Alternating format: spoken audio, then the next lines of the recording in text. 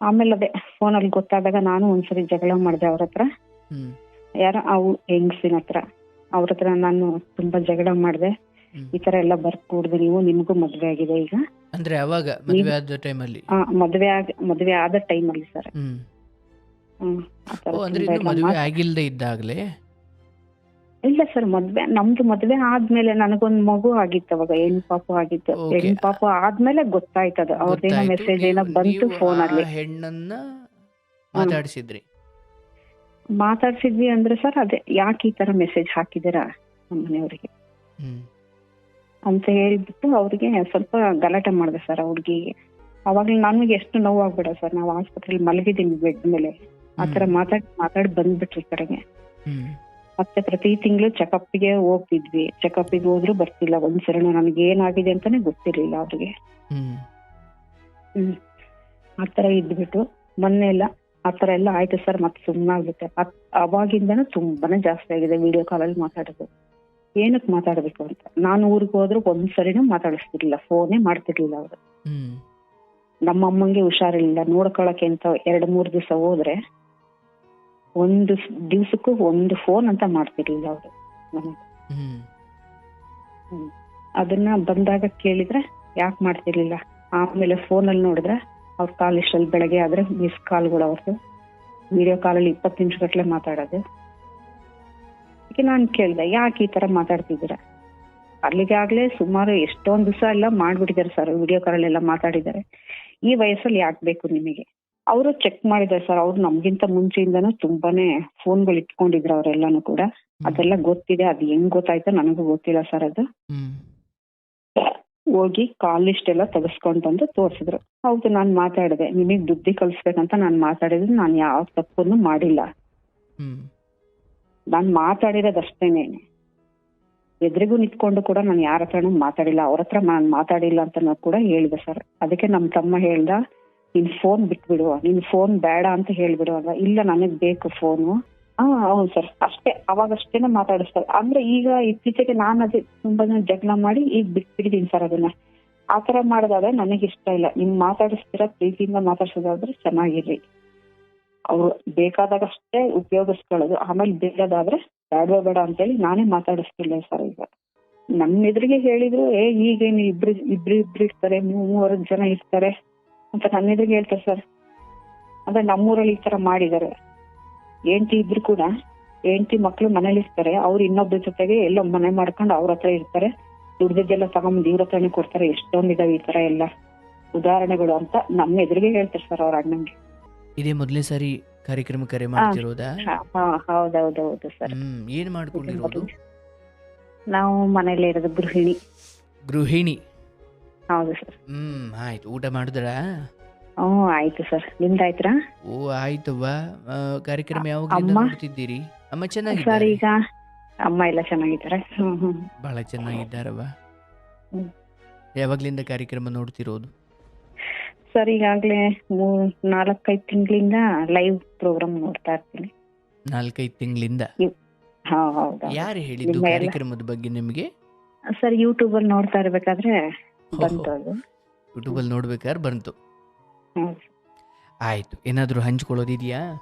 అవును ಸರ್, ತುಂಬಾನೇ ಇದೆ. ಇವತ್ತು ಸಿಗುತ್ತೆ ಅಂತ ಅನ್ಕೊಂಡಿರ್ಲಿಲ್ಲ. ಭಯ ಆಗ್ತಾ ಇದೆ ನನಗೆ, ಮಾತಾಡ್ಲಿಕ್ಕೂ ಆಗ್ತಾ ಇಲ್ಲ. ಆಯ್ತು, ಸಿಕ್ಕಿದೆ.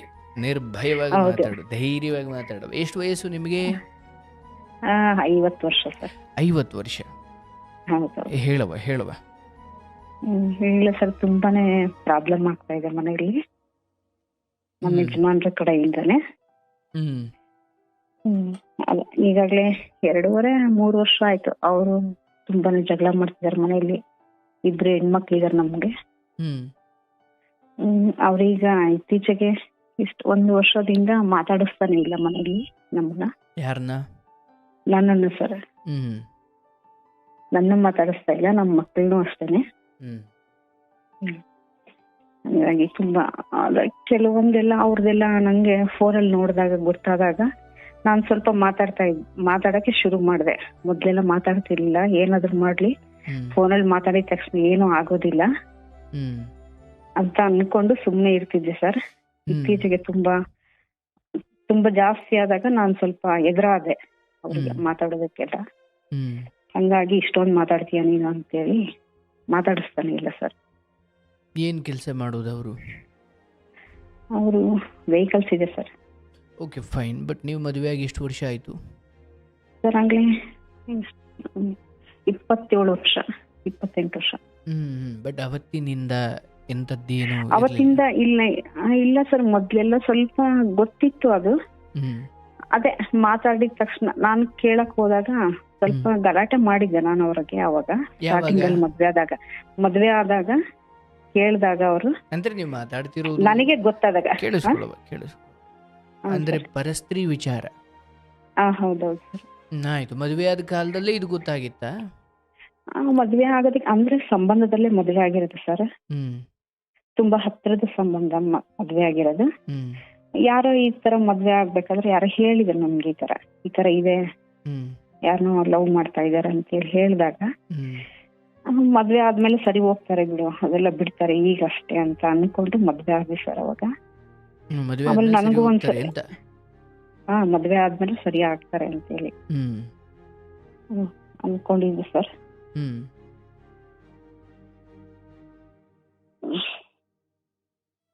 ಆಮೇಲೆ ಅದೇ ಫೋನಲ್ಲಿ ಗೊತ್ತಾದಾಗ ನಾನು ಒಂದ್ಸರಿ ಜಗಳ ಮಾಡಿದೆ ಅವ್ರ ಹತ್ರ. ಹ್ಮ್ ಯಾರೋ ಹೆಂಗಸಿನ ಹತ್ರ, ಅವ್ರ ಹತ್ರ ನಾನು ತುಂಬಾ ಜಗಳ ಮಾಡಿದೆ.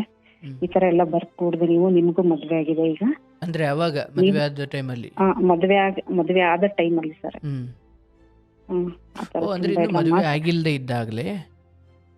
ಇಲ್ಲ ಸರ್, ನಮ್ದು ಮದ್ವೆ ಆದ್ಮೇಲೆ ನನಗೊಂದ್ ಮಗು ಆಗಿತ್ತು ಅವಾಗ, ಹೆಣ್ಣು ಪಾಪು ಆಗಿತ್ತು. Okay. ಹೆಣ್ಣು ಪಾಪು ಆದ್ಮೇಲೆ ಗೊತ್ತಾಯ್ತದ, ಅವ್ರದ್ದೇನೋ ಗೊತ್ತಾಯ್ತು. ಮೆಸೇಜ್ ಏನೋ ಬಂತು ನೀವು ಫೋನ್ ಆ ಅಲ್ಲಿ. ಹೆಣ್ಣನ್ನ ಮಾತಾಡಿಸಿದ್ರಿ?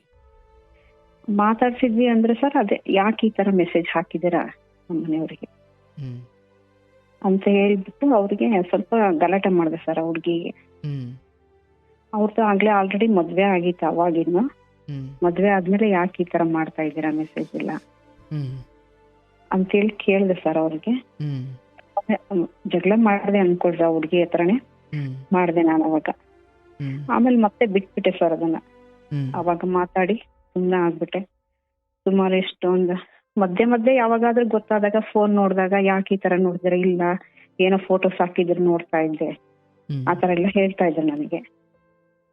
ಫೋಟೋಸ್ ಹಾಕಿದ್ರು ಫೇಸ್ಬುಕ್ ಅಲ್ಲಿ ನೋಡ್ತಾ ಇದ್ದೆ ಅಷ್ಟೇನೆ, ಫೋನ್ ಮಾಡಿಲ್ಲ, ಆ ತರ ಎಲ್ಲ ಹೇಳ್ತಾ ಇದ್ರು. ಇಷ್ಟು ವರ್ಷ ತನಕನೂ ಕೂಡ ಅದೇ ತರ ನಮ್ಗೇನು ಗೊತ್ತಾಗದಿರೋ ತರ ಎಲ್ಲ ಮೇಂಟೈನ್ ಮಾಡ್ಕೊಂಡು ಬಂದ್ರು ಸರ್ ಅವರು.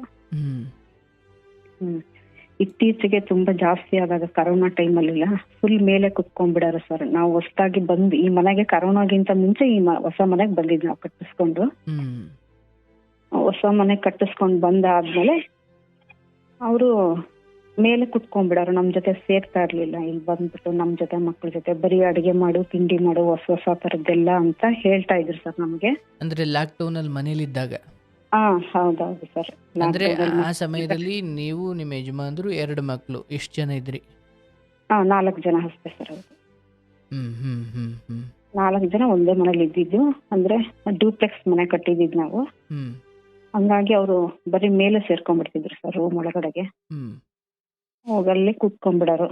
ನಮಗೆ ಬರೀ ಅದು ಹೊಸ ತರದ್ದು ಅದ್ ಮಾಡ್ರಿ ಇದನ್ ಮಾಡ್ರಿ, ಮನೇಲಿ ಇರ್ತೀರಾ ಎಲ್ಲರನು ಅಂತೇಳಿ ಆ ತರ ಎಲ್ಲ ಇದ್ ಮಾಡೋರು ಸರ್. ನಾವು ಸರಿ ಅನ್ಕೊಂಡು ಎಲ್ರು ಖುಷಿಯಾಗಿ ಎಲ್ಲಾನು ಮಾಡ್ತಾ ಇದ್ವಿ ನಾವು ಕೂಡ. ಅಂದ್ರೆ ಒಟ್ನಲ್ಲಿ ಬಿಸಿ ಮಾಡ್ತಿದ್ರು? ಹೌದೌದು ಸರ್. ಅವ್ರಿಗೇನು ಗೊತ್ತಾಗ್ಬಾರ್ದು, ಮೇಲೆ ಹೋಗ್ತಿರ್ಲಿಲ್ಲ, ನಾವ್ ಯಾವ್ದು ನೋಡ್ತಿರ್ಲಿಲ್ಲ. ಬರೀ ನಮ್ ಕಡೆ ನಾವ್ ಇಲ್ಲೇ ನಾನು ಮಕ್ಳೆಲ್ಲ ಸೇರ್ಕೊಂಡು, ಅವ್ರದ್ದು ಕಾಲೇಜ್ ಎಲ್ಲ ರಜಾ ಇತ್ತಲ್ವಾ, ಎಲ್ಲ ಒಟ್ಟಿಗೆ ಚೆನ್ನಾಗಿರ್ತಾ ಇದ್ವಿ ಸರ್ ಇಲ್ಲಿ. ಆಮೇಲೆ ಇತ್ತೀಚೆಗೆ ನನಗೆ ಸ್ವಲ್ಪ ಹುಷಾರಿಲ್ದಂಗಾಯ್ತು, ಮಣಿಪಾಲ್ ಆಸ್ಪತ್ರೆಗೆ ಅಡ್ಮಿಟ್ ಆಗಿದ್ದೆ. ಆ ಟೈಮಲ್ಲಿ ದುಡ್ಡು ಕೊಟ್ರು ಸರ್, ನೋಡ್ಕೊಂಡ್ರು ನಮ್ಗೆಲ್ಲ. ICU ನಲ್ಲಿ ಇದ್ದಾಗ ದಿನಕ್ಕೆ 1 ಲಕ್ಷ ಆಗುತ್ತೆ ಅಂತ ಅಂದ್ರು. ಅದೆಲ್ಲ ಕೊಟ್ರು ಅವರು. ಆದ್ರೆ ಬರ್ತಿರ್ಲಿಲ್ಲ ನೋಡೋದಕ್ಕೆ ನನ್ನನ್ನು ಬರ್ತಿರ್ಲಿಲ್ಲ ಅಲ್ಲಿಗೆ. ಒಂದು ವಾರ ನಿಮಿಷ. ಅಂದ್ರೆ ನೀವು ಆಸ್ಪತ್ರೆಗೆ ಸೇರೋಕ್ಕಿಂತ ಮುಂಚೆನೆ ಈ ಕುರಿತು ಮನೇಲಿ ಜಗಳ ಆಗಿತ್ತು? ಹೌದೌದು ಸರ್. ಬಟ್ ನೀವು ಕಾಯಿಲೆ ಬೀಳೋದಿಕ್ಕೆ ಇದು ಮನೋರೋಗ ಕೂಡ ಕಾರಣನಾ? ಇರ್ಬಹುದು ಅನ್ಸುತ್ತೆ ಸರ್ ಅದು. ಓಕೆ. ಆ ವೇಳೆಗೆ ನೀವು ಆಸ್ಪತ್ರೆಗೆ ಸೇರ್ಕೊಂಡಾಗಲೂ ಇವರು ಅದೇ ಜಿದ್ದಿಟ್ಕೊಂಡು ಬರ್ಲಿಲ್ಲ? ಜಿದ್ದಿಟ್ಕೊಂಡಿದ್ರೆ ಇಲ್ಲ ಸರ್, ಅದು ಅಷ್ಟೊಂದು ನಾನು ಅವ್ರಿಗೆ ಮಾತಾಡ್ತಾ ಇರ್ಲಿಲ್ಲ ಮೊದ್ಲೆಲ್ಲ. ಹುಷಾರಿರ್ಲಿಲ್ದಾಗ್ಲೂ ಕೂಡ ಅದ್ರ ಬಗ್ಗೆ ಅಷ್ಟೊಂದು ಮಾತಾಡ್ತಿರ್ಲಿಲ್ಲ. ನನಗೆ ಯಾವಾಗ ಹುಷಾರಿಲ್ದಂಗಾಯ್ತು ಇವರು ಜೊತೆಗೆ ಬರ್ಲಿಲ್ಲ, ನನ್ ಜೊತೆಗೆ ಆಸ್ಪತ್ರೆಗೆ ಯಾವ್ದಕ್ಕೂ ಡಾಕ್ಟರ್ ಹತ್ರ ಆಗ್ಲಿ ಒಂದು ಸ್ಕ್ಯಾನಿಂಗ್ ಏನಾದ್ರು ಮಾಡಿಸ್ಬೇಕು ಅಂತ ಅಂದ್ರೆ ನಮ್ ಜೊತೆ ಬರ್ತಾ ಇರ್ಲಿಲ್ಲ. ಯಾರಾದ್ರೂ ಡ್ರೈವರ್ ಕಳಿಸ್ತಿದ್ರು, ಕಾರ್ ಇತ್ತು ಮನೇಲಿ, ಅವ್ರು ಬರ್ತಿರ್ಲಿಲ್ಲ ಜೊತೆಗೆ. ಆಮೇಲೆ 1 ವಾರ ICU ನಲ್ಲಿ ಅಡ್ಮಿಟ್ ಆಗಿದೆ ಸರ್ ಮಣಿಪಾಲ್ ಆಸ್ಪತ್ರೆಗೆ. 2-3 ದಿವಸ ಆದ್ರೂ ಬರ್ಲೇ ಇಲ್ಲ. ಆಮೇಲೆ ಬಂದಾಗ್ಲೂ ಕೂಡ ಅರ್ಧ ಗಂಟೆನೂ ಕೂತ್ಕೊಂಡು ಮಾತಾಡ್ಲಿಲ್ಲ ಅಲ್ಲ ಆಸ್ಪತ್ರೆಯಲ್ಲಿ ಇದ್ದಾಗ. ನಾನು ಮಾತಾಡಿದ್ರು ಕೂಡ ತುಂಬಾ ಚುಚ್ಚು ಮಾತುಗಳು ಮಾತಾಡಿ ಬಂದ್ಬಿಟ್ರು ಸರ್ ಈ ಕಡೆಗೆ. ಏನಕ್ಕೆ ಮಾತಾಡಿದ? ಚುಚ್ಚು ಮಾತು ಅಂದ್ರೆ ಏನು ಮಾತಾಡ್ತಿದ್ರು? ಚುಚ್ಚು ಮಾತು ಅಂತಂದ್ರೆ ಬೇರೆಯವ್ರಿಗೆಲ್ಲಾನು, ನನಗೆ ತುಂಬಾ ಅಲರ್ಜಿ ಆಗಿತ್ತು ಸರ್, ಮೈಯಲ್ಲೆಲ್ಲ ಫುಲ್ ರ್ಯಾಷಸ್ ಆಗಿ ಕಡ್ತಾ ಬಂತದು ಮೈಯೆಲ್ಲ, ಸ್ಕಿನ್ ಅಲರ್ಜಿ ತರ ಆಗಿ. ಅದು ನ್ಯೂಮರಲ್ ಇದು ಆರ್ಥ್ರೈಟಿಸ್ ತರ ಆಗಿತ್ತು, ಜಾಯಿಂಟ್ಸ್ ಎಲ್ಲ ತುಂಬಾ ಪೇನ್ ಬರ್ತಾ ಇತ್ತು. ಆಮೇಲೆ ರ್ಯಾಷಸ್ ಆಗಿತ್ತು ಫುಲ್ ಮೈಯೆಲ್ಲ, ಬಾಡಿಲೆಲ್ಲ. ಹಾಗಾಗಿ ನಮ್ ಕೆಳಗಡೆಗೆ ಒಂದ್ ರೂಮ್ ಅಲ್ಲಿ ಮಲ್ಕೊಳ್ತಾ ಇದ್ದೆ, ಮಕ್ಳೆಲ್ಲ ಇದ್ರಲ್ವಾ ಅವ್ರಿಗೆಲ್ಲ ಅಂಟ್ಕೊಳ್ಬಾರ್ದು ಅಂತೇಳಿ, ಇನ್ಫೆಕ್ಷನ್ ಆಗ್ಬಿಡುತ್ತೆ ಅಂತೇಳಿ ಕೆಳಗ್ ಮಲ್ಕೊಳ್ತಾ ಇದ್ದೆ. ಅದನ್ನ ತೋರ್ಸ್ಕೊಳ್ತಾ ಇದ್ದೆ ಸರ್. ಇದಕ್ಕೆ ನಾನು ಆಸ್ಪತ್ರೆಗೆ ಅಡ್ಮಿಟ್ ಆಗಿದ್ದೆ ಮಣಿಪಾಲ್ ಆಸ್ಪತ್ರೆಯಲ್ಲಿ. ಅದಕ್ಕೆ ಬೇರೆಯವ್ರಿಗೆ ಅಲ್ಲೆಲ್ಲ ಅವ್ರಿಗೆಲ್ಲ ಆತರ ಆಗಿದೆ, ಅವ್ರಿಗೇನು ಆಗಿಲ್ಲ, ಚೆನ್ನಾಗಿದ್ದಾರೆ, ನಿನಗೆ ಇಷ್ಟಕ್ಕೇನೆ ಹಿಂಗ ಆಗ್ಬಿಡ್ತಲ್ಲ, ಲಕ್ಷಗಟ್ಲೆ ದುಡ್ಡು ಇಡ್ಬೇಕಲ್ಲ ಅಂತೇಳಿ ಅಂತ ಅಂದ್ರು ಸರ್. ಅವಾಗ ಬಂದ್ಬಿಟ್ಟು ಅರ್ಧ ಗಂಟೆ ಕೂತಿದ್ದು. ಅವಾಗ್ಲೂ ನನ್ಗೆ ಎಷ್ಟು ನೋವಾಗ್ಬಿಡ ಸರ್, ನಾವು ಆಸ್ಪತ್ರೆಯಲ್ಲಿ ಮಲಗಿದೀನಿ ಬೆಡ್ ಮೇಲೆ, ಆತರ ಮಾತಾಡಿ ಬಂದ್ಬಿಟ್ರಿ ಈ ಕಡೆಗೆ. ಮತ್ತೆ ಪ್ರತಿ ತಿಂಗಳು ಚೆಕಪ್ಗೆ ಹೋಗ್ತಿದ್ವಿ, ಚೆಕಪ್ಗೆ ಹೋದ್ರು ಬರ್ತಿಲ್ಲ ಒಂದ್ಸರಿ, ನನಗೆ ಏನಾಗಿದೆ ಅಂತಾನೆ ಗೊತ್ತಿರ್ಲಿಲ್ಲ ಅವ್ರಿಗೆ. ಆತರ ಇದ್ಬಿಟ್ಟು ಮೊನ್ನೆ ಎಲ್ಲ ಆತರ ಎಲ್ಲ ಆಯ್ತು ಸರ್. ಮತ್ತೆ ಸುಮ್ಮನಾಗ್ಬಿಟ್ಟೆ. ಅವಾಗಿಂದನೂ ತುಂಬಾನೇ ಜಾಸ್ತಿ ಆಗಿದೆ ವಿಡಿಯೋ ಕಾಲಲ್ಲಿ ಮಾತಾಡೋದು. ಏನಕ್ ಮಾತಾಡ್ಬೇಕು ಅಂತ. ನಾನು ಊರಿಗೆ ಹೋದ್ರು ಒಂದ್ಸರಿನೂ ಮಾತಾಡಿಸ್ತಿರ್ಲಿಲ್ಲ, ಫೋನೇ ಮಾಡ್ತಿರ್ಲಿಲ್ಲ ಅವರು. ನಮ್ಮಮ್ಮಂಗೆ ಹುಷಾರಿಲ್ಲ ನೋಡ್ಕೊಳಕ್ಕೆ ಅಂತ 2-3 ದಿವಸ ಹೋದ್ರೆ ಒಂದು ದಿವ್ಸಕ್ಕೂ ಒಂದು ಫೋನ್ ಅಂತ ಮಾಡ್ತಿರ್ಲಿಲ್ಲ ಅವರು ನನಗೆ. ಅದನ್ನ ಬಂದಾಗ ಕೇಳಿದ್ರೆ ಯಾಕೆ ಮಾಡ್ತಿರ್ಲಿಲ್ಲ. ಆಮೇಲೆ ಫೋನಲ್ಲಿ ನೋಡಿದ್ರೆ ಅವ್ರ ಕಾಲ್ ಇಷ್ಟಲ್ಲಿ ಬೆಳಗ್ಗೆ ಆದ್ರೆ ಮಿಸ್ ಕಾಲ್ಗಳು ಅವ್ರದ್ದು, ವಿಡಿಯೋ ಕಾಲಲ್ಲಿ 20 ನಿಮಿಷ ಗಟ್ಲೆ ಮಾತಾಡೋದು. ನಾನು ಕೇಳ್ದೆ ಯಾಕೆ ಈ ತರ ಮಾತಾಡ್ತಿದ್ದೀರಾ? ಅಲ್ಲಿಗಾಗ್ಲೇ ಸುಮಾರು ಎಷ್ಟೊಂದ್ ದಿವಸ ಎಲ್ಲ ಮಾಡ್ಬಿಟ್ಟಿದ್ದಾರೆ ಸರ್, ವಿಡಿಯೋ ಕಾಲ್ ಎಲ್ಲ ಮಾತಾಡಿದ್ದಾರೆ. ಈ ವಯಸ್ಸಲ್ಲಿ ಯಾಕೆ ಬೇಕು ನಿಮಗೆ ಅಂತ ನಾನು ಕೇಳ್ತಾ ಇದ್ದೆ. ನಿಮಗೆ 50 ಅಂದ್ರೆ ಅವ್ರಿಗೆ ಎಷ್ಟು ವರ್ಷ? ನಿಮಗೆ 50 ಅಂದ್ರೆ ಅವ್ರಿಗೆ ಎಷ್ಟು ವರ್ಷನವ್ವ? ಸರ್ 10 ತಿಂಗಳು ಡಿಫರೆನ್ಸ್ ಅಷ್ಟೇ. ಓಕೆ. ನೀವು ಕೇಳ್ತಿದ್ರಿ ಈ ವಯಸ್ಸಲ್ಲಿ ಏನ್ ನಿಮ್ದಿದಲ್ಲ ಅಂತ. ಹೌದೌದು ಸರ್. 20 ವರ್ಷದ ಮಕ್ಳುಗಳ ತರ ನೀವೆಲ್ಲ ಇಯರ್ ಫೋನ್ ಹಾಕೊಂಡು ಎಲ್ಲ ಮಾತಾಡ್ತಿದ್ದೀರಲ್ಲ, ಯಾಕೆ ಈ ತರ ಮಾತಾಡ್ತೀರಾ ಅಂತ ಕೇಳ್ದೆ ಸರ್. ಅದು ನಾನ್ ಮಕ್ಳ ಹತ್ರನೂ ಮಾತಾಡಿಲ್ಲ ಸರ್, ನಾವು ರೂಮಲ್ಲಿ ಸಪ್ರೇಟ್ ನಾನ್ ಮಾತಾಡ್ತಿದ್ದೆ. ನನ್ ಮಕ್ಳಿಗೆ ಯಾವ ತರ ಗೊತ್ತಾಯ್ತೋ ಅದು ನನ್ಗೆ ಗೊತ್ತಿಲ್ಲ ಸರ್. ಅವರು ಕೂಡ ನನ್ ಮಗಳು ಕೂಡ ತುಂಬಾನೇ ಜಗಳ ಮಾಡಿದ್ಲಂತೆ. 6 ತಿಂಗಳು ಗಟ್ಲೆನೆ ಇದೇ ವಿಷಯನೇ ಕೇಳಿದಾಳೆ ಫೋನಲ್ಲಿ ಮೆಸೇಜ್. ಅದೇ ಫೋಟೋ ತಕ್ಕೊಳಕ್ಕೆ ಅಂತೇಳಿ ಫೋನ್ ಇಸ್ಕೊಂಡಿದ್ದಾರೆ ಸರ್ ಅವ್ರದ್ದು ಐಫೋನ್ ಇತ್ತು. ಫೋಟೋ ತಕ್ಕೊಳಕ್ಕೆ, ಫೋಟೋ ಚೆನ್ನಾಗ್ ಬರುತ್ತೆ ಅಂತೆಲ್ಲ ಮಕ್ಳು ಇಸ್ಕೊಂಡಿದ್ದಾರೆ ಕರೋನಾ ಟೈಮಲ್ಲೆಲ್ಲ. ಆ ಫೋಟೋ ತಕ್ಕೊಳಕಂತ ಇಸ್ಕೊಂಡಾಗ ಮೆಸೇಜ್ಗಳು ನೋಡಿದಾರೆ ಅವರು, ಬರೋದ್ ಗೊತ್ತಾಗುತ್ತಲ್ವಾ ಸರ್ ಅಲ್ಲಿ. ಅದಕ್ಕೆ ಚಿಕ್ಕ ಮಗಳೇನ ಕೇಳಿದ್ಲಂತ ಅವ್ರನ್ನ. ಕೇಳಿದ್ದಕ್ಕೇನೆ 6 ತಿಂಗಳು ಗಟ್ಲೆ ಮಾತಾಡ್ಸಿಲ್ಲ ಸರ್ ಅವ್ರು. ಅವೆಲ್ಲ ವಿಷಯ ನನಗೆ ಯಾವ್ದು ಗೊತ್ತಿಲ್ಲ ಸರ್. ಅದ ಆಮೇಲೆ ನಾನು ಇತ್ತೀಚೆಗೆ ತುಂಬಾ ಎಲ್ರು ಮಕ್ಳ ಹತ್ರ ಎಲ್ಲ ಹೇಳಕ್ ಶುರು ಮಾಡಿದ್ಮೇಲೆ ಅವ್ರು ಹೇಳಿದ್ರು ನಾವ್ ಈ ತರ ಮಾಡಿದ್ವಿ, ಗಂಟೆ ಗಟ್ಲೆ ಅಪ್ಪಾಜಿ ಕಾಲ್ ಹಿಡ್ಕೊಂಡು ನಾನು ಬೇಡ್ಕೊಂಡೆ, ಅಮ್ಮನ್ ಚೆನ್ನಾಗ್ ನೋಡ್ಕೊಳ್ರಿ ನೀವು, ಇದ್ಯಾವ್ದು ಬೇಡ ಅಂತ ಹೇಳಿ ಕೇಳಿದ್ರು ಕೂಡ ಕೇಳಿಲ್ಲ ಸರ್. ಅವ್ರದೇ ವಾದ. ಈ ತರ ಎಲ್ಲ ಜಗಳ ಮಾಡಿ ಒಂದ್ಸರಿ ಮನೆನೂ ಬಿಟ್ಟು ಹೋಗ್ಬಿಟ್ರು ಸರ್. ಯುಗಾದಿ ಹಬ್ಬದ ದಿವಸನೇ. ನಂಗೆ ಮಾತಾಡಕ್ಕೂ ಆಗ್ತಾ ಇಲ್ಲ, ಭಯ ಆಗ್ತಾ ಇದೆ. ಯಾಕವ್ವ? ಯಾಕೆ ಭಯ?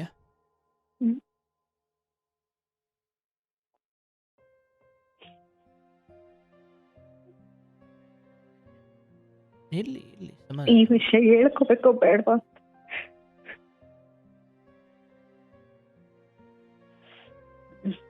ಆತರ ಎಲ್ಲ ಮಾಡಿದ್ರೆ ಸರ್ ನಮ್ಗೆ ತುಂಬಾನೇ ಮಾಡಿ. ಯುಗಾದಿ ಹಬ್ಬದ ದಿವಸನೇ ಸರ್ ಮನೇಲಿ ಹೊಸ ವರ್ಷ ಯುಗಾದಿ ಹಬ್ಬ ಅಂತಾನು ಕೂಡ ನೋಡ್ದೇನೆ ಬಿಟ್ಟು ಹೋಗ್ಬಿಟ್ರೆ ಸರ್. ಮನೇಲಿ ಬಿಟ್ಟೆ, ನೀನು ಉಂಟು ನಿಮ್ ಮಕ್ಳು ಉಂಟು ನೋಡ್ಕೊಳ್ರಿ ಅಂತೇಳಿ ನಾನು ಇನ್ಮೇಲೆ ಕಾಲಿಡಲ್ಲ ಅಂತ ಹೋಗ್ಬಿಟ್ರಿ ಸರ್. 15 ಗಂಟೆ ಹೋದ್ರು ಸರ್. ನಾನು ಬೇರೆಯವ್ರ ಹತ್ರ ಹೇಳ್ಬಾರ್ದು ಈ ವಿಷಯನ ಅಂತೇಳಿ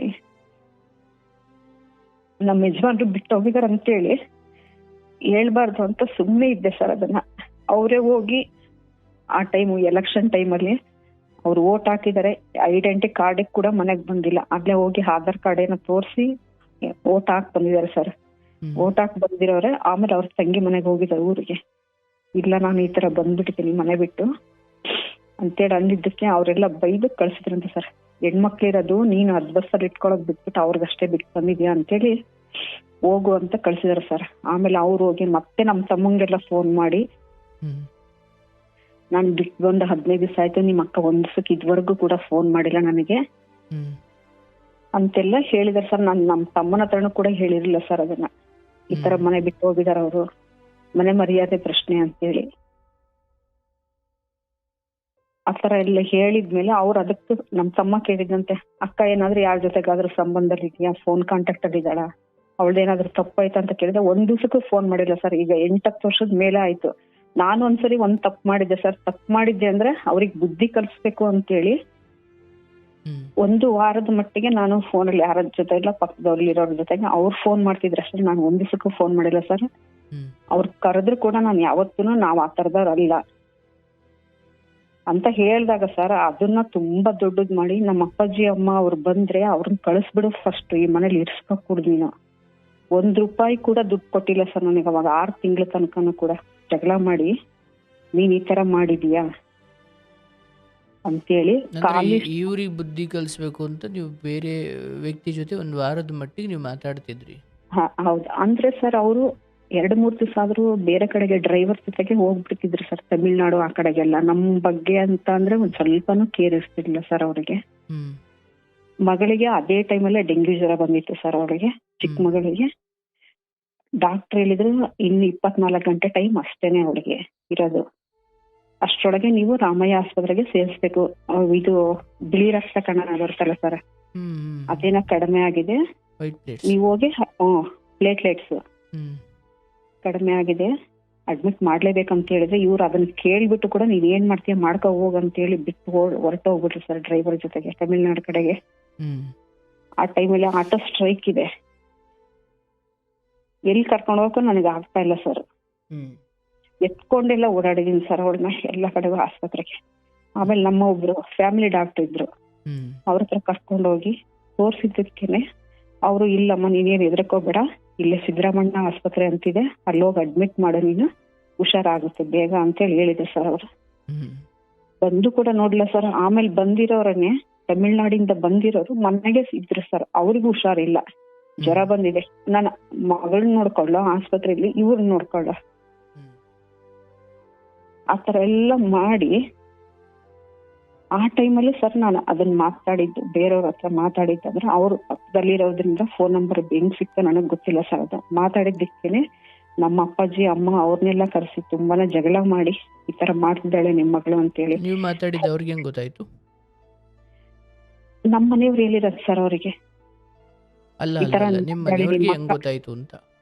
ಅದು ಗೊತ್ತಿಲ್ಲ ಸರ್ ನನಗೂ ಕೂಡ. ಅದ್ ಹೆಂಗ ಫೋನ್ ಅಂದ್ರೆ ಅವಾಗ ನಮ್ಗೆ ಸಪ್ರೇಟ್ ಇರ್ಲಿಲ್ಲ ಸರ್ ಫೋನ್ಗಳು. ಅವ್ರ ಫೋನ್ ಇಲ್ಲ, ನನಗೊಂದು ಬೇರೆ ಇತ್ತು ಅನ್ಸುತ್ತೆ, ಯಾವ್ದೋ ಚಿಕ್ಕದು ಕೀಪ್ಯಾಡ್ ಸೆಟ್ ಯಾವ್ದೋ ಕೊಟ್ಟಿದ್ರು ನನಗೆ. ಅವರು ಚೆಕ್ ಮಾಡಿದ್ದಾರೆ ಸರ್. ಅವ್ರು ನಮ್ಗಿಂತ ಮುಂಚೆಯಿಂದನೂ ತುಂಬಾನೇ ಫೋನ್ಗಳು ಇಟ್ಕೊಂಡಿದ್ರು ಅವರೆಲ್ಲಾನು ಕೂಡ. ಅದೆಲ್ಲ ಗೊತ್ತಿದೆ, ಅದ್ ಹೆಂಗ್ ಗೊತ್ತಾಯ್ತೋ ನನಗೂ ಗೊತ್ತಿಲ್ಲ ಸರ್. ಅದು ಹೋಗಿ ಕಾಲ್ ಲಿಸ್ಟ್ ಎಲ್ಲ ತೆಗೆಸ್ಕೊಂಡ್ ಬಂದು ತೋರ್ಸಿದ್ರು. ಹೌದು ನಾನ್ ಮಾತಾಡಿದೆ, ನಿಮಗ್ ಬುದ್ಧಿ ಕಲಿಸ್ಬೇಕಂತ ನಾನ್ ಮಾತಾಡಿದ್ರೆ ನಾನು ಯಾವ ತಪ್ಪನ್ನು ಮಾಡಿಲ್ಲ, ನಾನ್ ಮಾತಾಡಿರೋದಷ್ಟೇನೆ.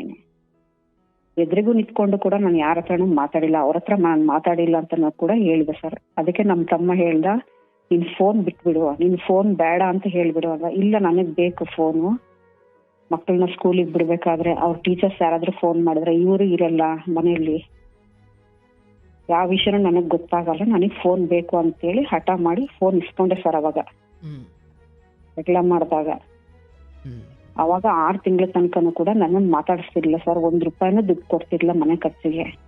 ಏನಾದ್ರೂ ಮಾಡ್ಕೊ ಹೋಗಿ ನೀನು ಅಂತೇಳಿ ಬಿಟ್ಬಿಟ್ಟಿದೆ ಸರ್. ಅಷ್ಟೆಲ್ಲಾ ನಾನ್ ಕಷ್ಟ ಪಟ್ಕೊಂಡು ಆ ಟೈಮಲ್ಲಿ ನಾನ್ ತಪ್ಪು ಮಾಡಿರ್ಲಿಲ್ಲ ಸರ್. ಅವಾಗ ನಿಜವಾಗ್ಲೂ ನಾನ್ ಮಾಡ್ಬೇಕಂತ ಆತರ ಕೆಲಸ ಮಾಡ್ದವಳಲ್ವೇ ಅಲ್ಲ, ಆತರ ಇರೋಳಿಗೆ ಆತರ ಮಾಡಿ ನಮ್ಮ ಅಪ್ಪಾಜಿ ಅಮ್ಮ ಎಲ್ಲ ಮಾಡಿದ್ರೆ ಗಂಡ ಸರಿ ಹೋಗ್ತಾನೆ ಅಂತಲ್ಲ. ಏನ್ ಸರ್? ಆ ರೀತಿ ಮಾಡಿದ್ರೆ ಗಂಡ ಸರಿ ಹೋಗ್ಬೋದು ಅಂತನಾ? ಹೌದು ಸರ್. ನಮ್ಮ ಮಾತಿಗೆ ಹೆಂಡತಿ ಈ ತರ ಹೋಗ್ತಾ ಇದ್ದಾಳೆ ಅಂತ ಅಂದಾಗ ಅವ್ರು ಸರಿ ಆಗ್ತಾರೆ. ಹ್ಮ್ ಅವ್ರು ಸರಿಯಾಗಿ ಮನೇಲಿ ಇರ್ತಾರೆ, ಕರೆಕ್ಟ್ ಟೈಮಿಗೆ ಬರ್ತಾರೆ ಅನ್ನೋದೊಂದು ರೀಸನ್ ಸರ್. ನಮಗೆ ಇನ್ನೇನು ಇಲ್ಲ ಅಲ್ಲಿ. ದುರುದ್ದೇಶದಿಂದ ಯಾವ್ದು ನಾನು ಮಾಡಿರ್ಲಿಲ್ಲ ಸರ್. ಅವಾಗ ಸರಿ ಮಾಡ್ಬೇಕು, ಇವ್ರನ್ನ ನಮ್ ಕಡೆಗೆ ಒಲವು ಬರಬೇಕು, ಇವ್ರಿಗೆ ನಮ್ ಕಡೆಗೆ ಜ್ಞಾನ ಇರ್ಬೇಕು ಅನ್ನೋ ಕಾರಣಕ್ಕೆ ನಾನು ಆತರ ಮಾಡಿದ್ದೆ ಸರ್ ಅದನ್ನ. ಹ್ಮ್ ಆಮೇಲೆ ಅದು ಗೊತ್ತಾಗಿ ಮನೆಯವ್ರನ್ನೆಲ್ಲ ಕರೆಸಿ ತಮ್ಮ ಅವ್ರಿಗೆಲ್ಲ ಕರೆಸಿ, ಅಪ್ಪಾಜಿ ಅಮ್ಮನ ಕರೆಸಿ ಎಲ್ಲ ಮಾತಾಡಿದ್ರು ಸರ್. ಅದಾಗಿ ಸ್ವಲ್ಪ ದಿವಸ 6 ತಿಂಗಳ ತನಕ ದುಡ್ಡು ಕೊಟ್ಟಿರ್ಲಿಲ್ಲ, ನನ್ನ ನೋಡ್ಕೊಳ್ತಾನೆ ಇರ್ಲಿಲ್ಲ. ಹೆಂಗೋ ಜೀವನ ಮಾಡ್ದೆ. ಅವಾಗೆಲ್ಲ ಬಟ್ಟೆ ಹೊಲಿತಾ ಇದ್ದೆ, ಟ್ಯೂಷನ್ ಮಾಡ್ತಿದ್ದೆ ಸರ್ ನಾನು. ಹೆಂಗೋ ಜೀವನ ನಡೆದೋಯ್ತು. ಅವಾಗ ಮಕ್ಳು ಚಿಕ್ಕವರಿದ್ರು, ಹೆಣ್ಮಕ್ಳು ಇಬ್ರು ಇರೋದು ಅಂತೇಳಿ ನಾನು ಹೆಂಗೋ ನಿಭಾಯಿಸ್ಕೊಂಡ್ ಬಂದೆ ಸರ್ ಅವಾಗೆಲ್ಲ. ಅವಾಗ ಅಪ್ಪಾಜಿ ಅಮ್ಮ ಎಲ್ಲ ಒಂದ್ಸರಿ ಬಂದ್ರು ಸರ್. ತಮ್ಮನ್ ಮದ್ವೆ ಫಿಕ್ಸ್ ಆಯ್ತು. ಆ ಘಟನೆ ಆದ್ಮೇಲೆ ಮದ್ವೆ ಫಿಕ್ಸ್ ಆಯ್ತು ತಮ್ಮಂದು. ಮದ್ವೆ ಫಿಕ್ಸ್ ಆದಾಗ ಅಪ್ಪಾಜಿ ಅಮ್ಮ ಇಬ್ರು ಬಂದ್ರು. ಅಪ್ಪಾಜಿ ಅಮ್ಮ ಕರಿಯಕ್ಕೆ ಅಂತ ಬಂದ್ರೆ ಅವ್ರು ಫಸ್ಟ್ ಕಳ್ಸ್ಬಿಡು, ಅವ್ರ ಮುಖ ನೋಡಕ್ಕೂ ನನಗೆ ಇಷ್ಟ ಇಲ್ಲ, ಫಸ್ಟ್ ಕಳ್ಸ್ಬಿಡು ಅವ್ರನ್ನ, ನೀವು ಅಪ್ಪಾಜಿ ಅಮ್ಮನ ಅಂತ ಅಂದ್ರು ಸರ್. ಅವಾಗ ನಾನು ಹೇಳ್ದೆ ಈ ತರ ಅಪ್ಪಾಜಿ ಅಮ್ಮಂಗೆ ಈ ತರ ಅವ್ರಿಗೆ ಇಷ್ಟ ಆಗ್ತಿಲ್ಲ ಅಂತೆ, ನೀವು ಹೋಗ್ರಿ. ಆಯ್ತವ, ನೀನ್ ಚೆನ್ನಾಗಿರ್ತೀಯ ಅಂದ್ರೆ ನಾವು ಹೋಗ್ತೀವಿ, ನಮ್ಗೇನು ಬೇಜಾರಿಲ್ಲ, ನೀನ್ ಚೆನ್ನಾಗಿರ್ಬೇಕು ಅಷ್ಟೇ ನಮಗೆ. ಅಂದ್ರೆ ಈಗ ನಿಮಗೆ ಅವರೆಲ್ಲ ಒಂದು ನ್ಯಾಯ ಅಂತ ಮಾಡಿದಾಗ ಅವರು ಅಲ್ಲಿ ಏನು ಒಪ್ಕೊಂಡ್ರು? ಅವ್ರೇನು ಒಪ್ಕೊಳ್ಳಿಲ್ಲ ಸರ್. ಅದೇ ನ್ಯಾಯ ಅಂತ ಅಂದ್ರೆ ಏನು ಮಾಡ್ಲಿಲ್ಲ ಅವಾಗ. ನಿಮ್ಮ ಬಗ್ಗೆ ಕಂಪ್ಲೇಂಟ್ ಹೊರತು ಅವ್ರ ಬಗ್ಗೆ ಏನು ಇರ್ಲಿಲ್ಲ ಅಲ್ಲಿ? ಅವಾಗ ಇರ್ಲಿಲ್ಲ ಸರ್. ಇತ್ತೀಚೆಗೆ ಅದೇ ನಾನೀಗ ಒಂದು ವರ್ಷದಿಂದ ಸುಮಾರು ಅದೇ ಹೇಳ್ತಾ ಇರ್ಬೇಕಾದ್ರೆ. ಹೇಳುವ, ಕೇಳಿಸ್ತ ನನ್ನ ಧ್ವನಿ ಕೇಳಿಸ್ತಿದ್ಯಾ? ಕೇಳಿಸ್ತಿದೆ ಸರ್. ಹೇಳುವ. ಅದೇ ಈ ತರ ಎಲ್ಲ ನಾನು ಕೇಳಕ್ ಶುರು ಮಾಡಿದ್ಮೇಲೆ ತುಂಬಾನೇ ಜಗಳ ಮಾಡಿ, ನೀನ್ ಯಾಕೆ ಈ ತರ ಮಾತಾಡ್ತಾ ಇರೋದು, ಇಷ್ಟು ವರ್ಷ ಇದ್ರೆ ಈಗ ಯಾಕೆ ಮಾತಾಡ್ತಿದ್ಯಾ, ನಿಮ್ಗೆ ಇದೆಯಲ್ಲ ಇಲ್ಲಿ ನೋಡ್ತಾ ಇದೀನಿ ತಾನೆ, ತೋರ್ಸಿದ್ರು ಕೂಡ ಒಪ್ಕೊಳ್ತಾ ಇಲ್ಲ ಸರ್. ಈಗ ಅದಕ್ಕೆ ನಮ್ಮನ್ನ ಎಲ್ಲಾರನ್ನು ಕೂಡ ಈಗ ಮಾತಾಡಿಸ್ತಾ ಇಲ್ಲ, 1 ರೂಪಾಯಿನೂ ದುಡ್ಡು ಕೊಡ್ತಾ ಇಲ್ಲ ಮನೆ ಖರ್ಚಿಗೆ. ಮನೇಲಿ ಇದೀನಿ ಈಗ. ಅವರು ಮಕ್ಕಳೆಲ್ಲ ಬೇರೆ ಕಡೆ ಕೆಲಸ, ಅವರು ಇಲ್ಲೇ ಇದಾರೆ ಸರ್, ಮಾತಾಡ್ಸಲ್ಲ ಸರ್, ತಿರುಗು ಕೂಡ ನೋಡಲ್ಲ ಈ ಕಡೆಗೆ. ಮಕ್ಕಳೆಲ್ಲ ಎಷ್ಟು ವಯಸ್ಸಿನವರು? ಅವರೆಲ್ಲ ಕೆಲ್ಸಕ್ಕೆ ಹೋಗ್ತಾ ಇದಾರೆ ಸರ್. ಅಂದ್ರೆ ಒಂದು 25 ವಯಸ್ಸಿನವರು ಅವರು? ಸರ್ 23. ಇಬ್ರು ಮಕ್ಕಳ? ಹೌದೌದು ಸರ್. ಅಂದ್ರೆ ಒಂದು ಗಂಡು ಒಂದು ಹೆಣ್ಣು? ಇಲ್ಲ ಸರ್, ಇಬ್ರೇ ಹೆಣ್ಮಕ್ಳೇನೆ. ಓಕೆ. ಅಂದ್ರೆ ಕೆಲಸನ ಓದೋಕೆ ಹೋಗಿರೋದ? ಇಲ್ಲ ಸರ್, ಓದೆಲ್ಲ ಮುಗಿಸಿ ವರ್ಕ್ ಮಾಡ್ತಾ ಇದಾರೆ ಸರ್. ಅಂದ್ರೆ ಅವರು ನಿಮ್ಮನ್ನ ವಾರಕ್ಕೊಮ್ಮೆ ಅಥವಾ ತಿಂಗಳಿಗೊಮ್ಮೆ ಬರ್ತಾರ? ಇಲ್ಲ ಸರ್, ಯಾವಾಗಾದ್ರೂ ಒಂದೊಂದ್ಸರಿ ಬರ್ತಾರೆ. ಬಂದ್ರು ಅವ್ರನ್ನ ಮಾತಾಡ್ಸಲ್ಲ, ಈಗ ಮಕ್ಕಳು ಕೂಡ ಮಾತಾಡ್ಸ್ತಾ ಇಲ್ಲ. ಅಮ್ಮನ ಪರವಾಗಿದ್ರೆ ಅಂತ ಹೇಳಿ ಯಾರನ್ನ ಮಾತಾಡಿಸ್ತಾ ಇಲ್ಲ ಸರ್. ಬಟ್ ಅವರ ಆ ಸಂಬಂಧ ಬಿಟ್ಟಿದ್ದಾರಾ ಈಗ? ಗೊತ್ತಿಲ್ಲ ಸರ್. ಅವ್ರು ಹೇಳ್ತಿದಾರೆ ಈಗ 1 ವರ್ಷದಿಂದ ನಾನು ಯಾವ ಕಾಂಟ್ಯಾಕ್ಟ್ ಅಲ್ಲೂ ಇಲ್ಲ, ಬೇಕಿದ್ರೆ ನೋಡು ನನ್ನ ಫೋನ್ ಅಂತ ಕೊಡ್ತಾರೆ ಸರ್. ಅದು ಏನಂತ ನನಗೆ ಗೊತ್ತಾಗ್ತಿಲ್ಲ. ಅವ್ರು ಬಿಟ್ಟಾದ್ಮೇಲೆ ನಮ್ಮನ್ನ ಮಾತಾಡಿಸ್ಬೇಕು, ನಮ್ಮನ್ನ ಯಾಕೆ ಮಾತಾಡಿಸ್ತಾ ಇಲ್ಲ ಅಂತ. ಅಂದ್ರೆ ಬಿಟ್ಟಿರುವುದು ನಿಜ, ಆದ್ರೆ ನಮ್ಮನ್ನ ಯಾಕೆ ಮಾತಾಡಿಸಿಲ್ಲ ಅಂತ? ಹೌದು ಸರ್. ಅವ್ರಿಗೆ ಅಂದ್ರೆ ಸ್ವಂತ ನಾನು ಒಬ್ನೇ ತುಂಬಾ ಕಷ್ಟಪಟ್ಟು ಬಂದ್ವಿ. ನಾವು ಎಲ್ಲ ಮದ್ವೆ ಆದ್ಮೇಲೆನೆ ಬರೀ 2,000 ರೂಪಾಯಿ ಸಂಬಳ ಇತ್ತು ಸರ್ ನಮ್ಮ ಮದ್ವೆ ಆದ ಟೈಮಲ್ಲಿ. ಅವ್ರಿಗೆ ಮದ್ವೆ ಆದ್ಮೇಲೆ ಜಾಸ್ತಿ ಆಗಿದ್ದು ಸಂಬಳ. ಇಬ್ರು ಆಗಿದೀವಿ ಅಂತ ಹೇಳಿ ಮದ್ವೆ ಆದ್ಮೇಲೆ ಜಾಸ್ತಿ ಮಾಡಿದ್ರು. ತುಂಬಾ ಕಷ್ಟಪಟ್ಟು ಮೇಲ್ ಬಂದಿದೀವಿ ಸರ್. ಈಗ ಒಂದ್ ಸ್ವಂತ ಮನೆ ಕಟ್ಕೊಂಡಿದೀವಿ, ಈಗ 5 ವರ್ಷ ಆಯ್ತು. ಅವ್ರು ಅದು ನಾನು ಅನ್ನೋದು ತುಂಬಾ ಜಾಸ್ತಿ ಇದೆ ಸರ್. ನಾನು ಒಬ್ನೇ ಕಷ್ಟಪಟ್ಟಿದ್ದು, ನೀವೇನ್ ಕಷ್ಟಪಟ್ಟಿದ್ದೀರಾ ಅನ್ನ ಇದ್ರಲ್ಲಿ ಆತರ ಇರೋದು ಸರ್. ಅವರು ನೀನೇನ್ ಮಾಡಿದ್ಯಾ, ನಾನು ಅಷ್ಟು ದುಡ್ಡು ಕೊಟ್ರು 5 ಲಕ್ಷ ಏನಾದ್ರು ದುಡ್ಡು ಕೊಟ್ಟು ಸರ್. ನಾನು ಹೇಳಿದೆ ಸರ್, ನೀವು ದುಡ್ಡು ಕೊಟ್ಟಿದ್ದೀರಾ, ದುಡ್ಡು ಕೊಟ್ಟಿಲ್ಲ ಅಂತ ನಾನು ಹೇಳ್ತೀನಿ. ನನಗೆ ಹುಷಾರಿಲ್ದಾಗ ದುಡ್ಡು ಕಟ್ಟಿ ಅಡ್ಮಿಟ್ ಮಾಡಿ ಹುಷಾರ್ ಮಾಡ್ಕೊಂಡ್ ಬಂದ್ರು ಸರ್. ಹುಷಾರ್ ಆದ್ಮೇಲೂ ಕೂಡ ಎಷ್ಟು ಮತ್ತೆ ಗರ್ಭಕೋಶದ ಪ್ರಾಬ್ಲಮ್ ಆಯ್ತು ಸರ್. ಮತ್ತೆ ಹೋಗಿ ಬೆಂಗಳೂರಲ್ಲಿ ಮಗಳ ಜೊತೆಗೆ ಅವಳು ಯಾವ್ದೋ ಇದಕ್ಕೆ ಕ್ಲಾಸಸ್ ಹೋಗ್ತಾ ಇದ್ವಿ ಸರ್. ಅವ್ರ ಜೊತೆಗೆ ರೂಮ್ ಮಾಡ್ಕೊಂಡು ಅಲ್ಲೇ ಇದ್ವಿ ಸರ್ ನಾನು ಸ್ವಲ್ಪ ದಿವಸ. ಸ್ವಲ್ಪ ದಿವಸ ಇದ್ದಾಗ ತುಂಬಾನೇ ಹೊಟ್ಟೆ ನೋವು ಬರ್ತಾ ಇತ್ತು, ತಡ್ಕೊಳಕ್ ಆಗದೆ ಇದ್ದಕ್ಕೆ ಹಾಸ್ಪಿಟಲ್ ತೋರಿಸಿದಾಗ ಇಲ್ಲ ಆಪರೇಷನ್ ಮಾಡಿಸ್ಲೇಬೇಕಂತ ಹೇಳಿದ್ರು ಸರ್ ಅವರು. ಹ್ಮ್ ಆ ಟೈಮಲ್ಲಿ ಮಗಳು ಅಪ್ಪಾಜಿಗೆ ಫೋನ್ ಮಾಡಿ ಈ ತರ ಅಮ್ಮಂಗೆ ತುಂಬಾನೇ ಹುಷಾರಿಲ್ಲ. ಮಧ್ಯೆ ಇಲ್ಲೂ ಬಂದಿರ್ತಾ ಇದ್ದೆ ಸರ್, ತಿಂಗಳಿಗಟ್ಲೆ ಇಲ್ಲಿ ಇರ್ತಿದ್ದೆ. ಆಮೇಲೆ ಅವಳ ಜೊತೆಗೆ 1 ವಾರ ಇದ್ದು ಈ ತರ ಮಾಡ್ತಿರ್ಬೇಕಾದ್ರೆ ಅವಾಗ್ಲೂ ಮಾತಾಡಿಸ್ತಿರ್ಲಿಲ್ಲ ನನ್ನನ್ನ. ಹ್ಮ್ ಆಮೇಲೆ ಇಲ್ಲೇ ಆಪರೇಷನ್ ಮಾಡ್ಸೋಣ ಅಂತೇಳಿ ಅಲ್ಲೇ ಬೆಂಗಳೂರಲ್ಲೇನೆ ಮಾಡಿಸಿದ್ಲು ಸರ್ ಮಗಳು. ಮಾಡಿಸಿದಾಗ ಫೋನ್ ಮಾಡಿದ್ಲು ಸರ್, ಅಮ್ಮಂಗೆ ಈ ತರ ತುಂಬಾ ಹುಷಾರಿಲ್ಲ, ಆಪರೇಷನ್ ಮಾಡಿಸ್ತಾ ಇದೀನಿ ಅಪ್ಪಾಜಿ ಅಂತ ಅಂದಿದ್ದಕ್ಕೇನೆ 1 ರೂಪಾಯಿ ಕೂಡ ನನ್ ದುಡ್ಡು ಕೇಳ್ಕೊಡ್ದು ನಮ್ಗೆ ಕೊಡೋದಿಲ್ಲ ಅಂತ ಅಂದ್ರೆ ಸರ್. ಸರಿ ಅಪ್ಪಾಜಿ ಆಯ್ತು ನಾವು ಮಾಡಿಸ್ತೀವಿ ಅಂತೇಳಿ ಮಾಡಿಸಿದ್ಲು ಸರ್. ಇಬ್ರು ಮಕ್ಳು ಸೇರ್ಕೊಂಡು ಆಪರೇಷನ್ ಮಾಡಿಸಿದ್ರು. ಆಪರೇಷನ್ ಮಾಡಿಸಾದ್ಮೇಲೆ 1 ವಾರಕ್ಕೆ ಮತ್ತೆ ಬೆಂಗಳೂರಿಗೆ ಬಂದ್ರು ಸರ್. ಆದ್ರೆ ಇಲ್ಲಿ ಹೇಳಿರೋದೇನು, ಇಲ್ಲ ನಾನು ನಮ್ಮ ಮನೆಯವ್ರಿಗೆ ಹುಷಾರಿಲ್ಲ, ಆಪರೇಷನ್ ಆಗಿದೆ ಅಂತ ನೋಡಕ್ ಹೋಗ್ತೀವಿ ಅಂತ ಇಲ್ಲಿ ಹೇಳಿದಾರೆ ಸರ್.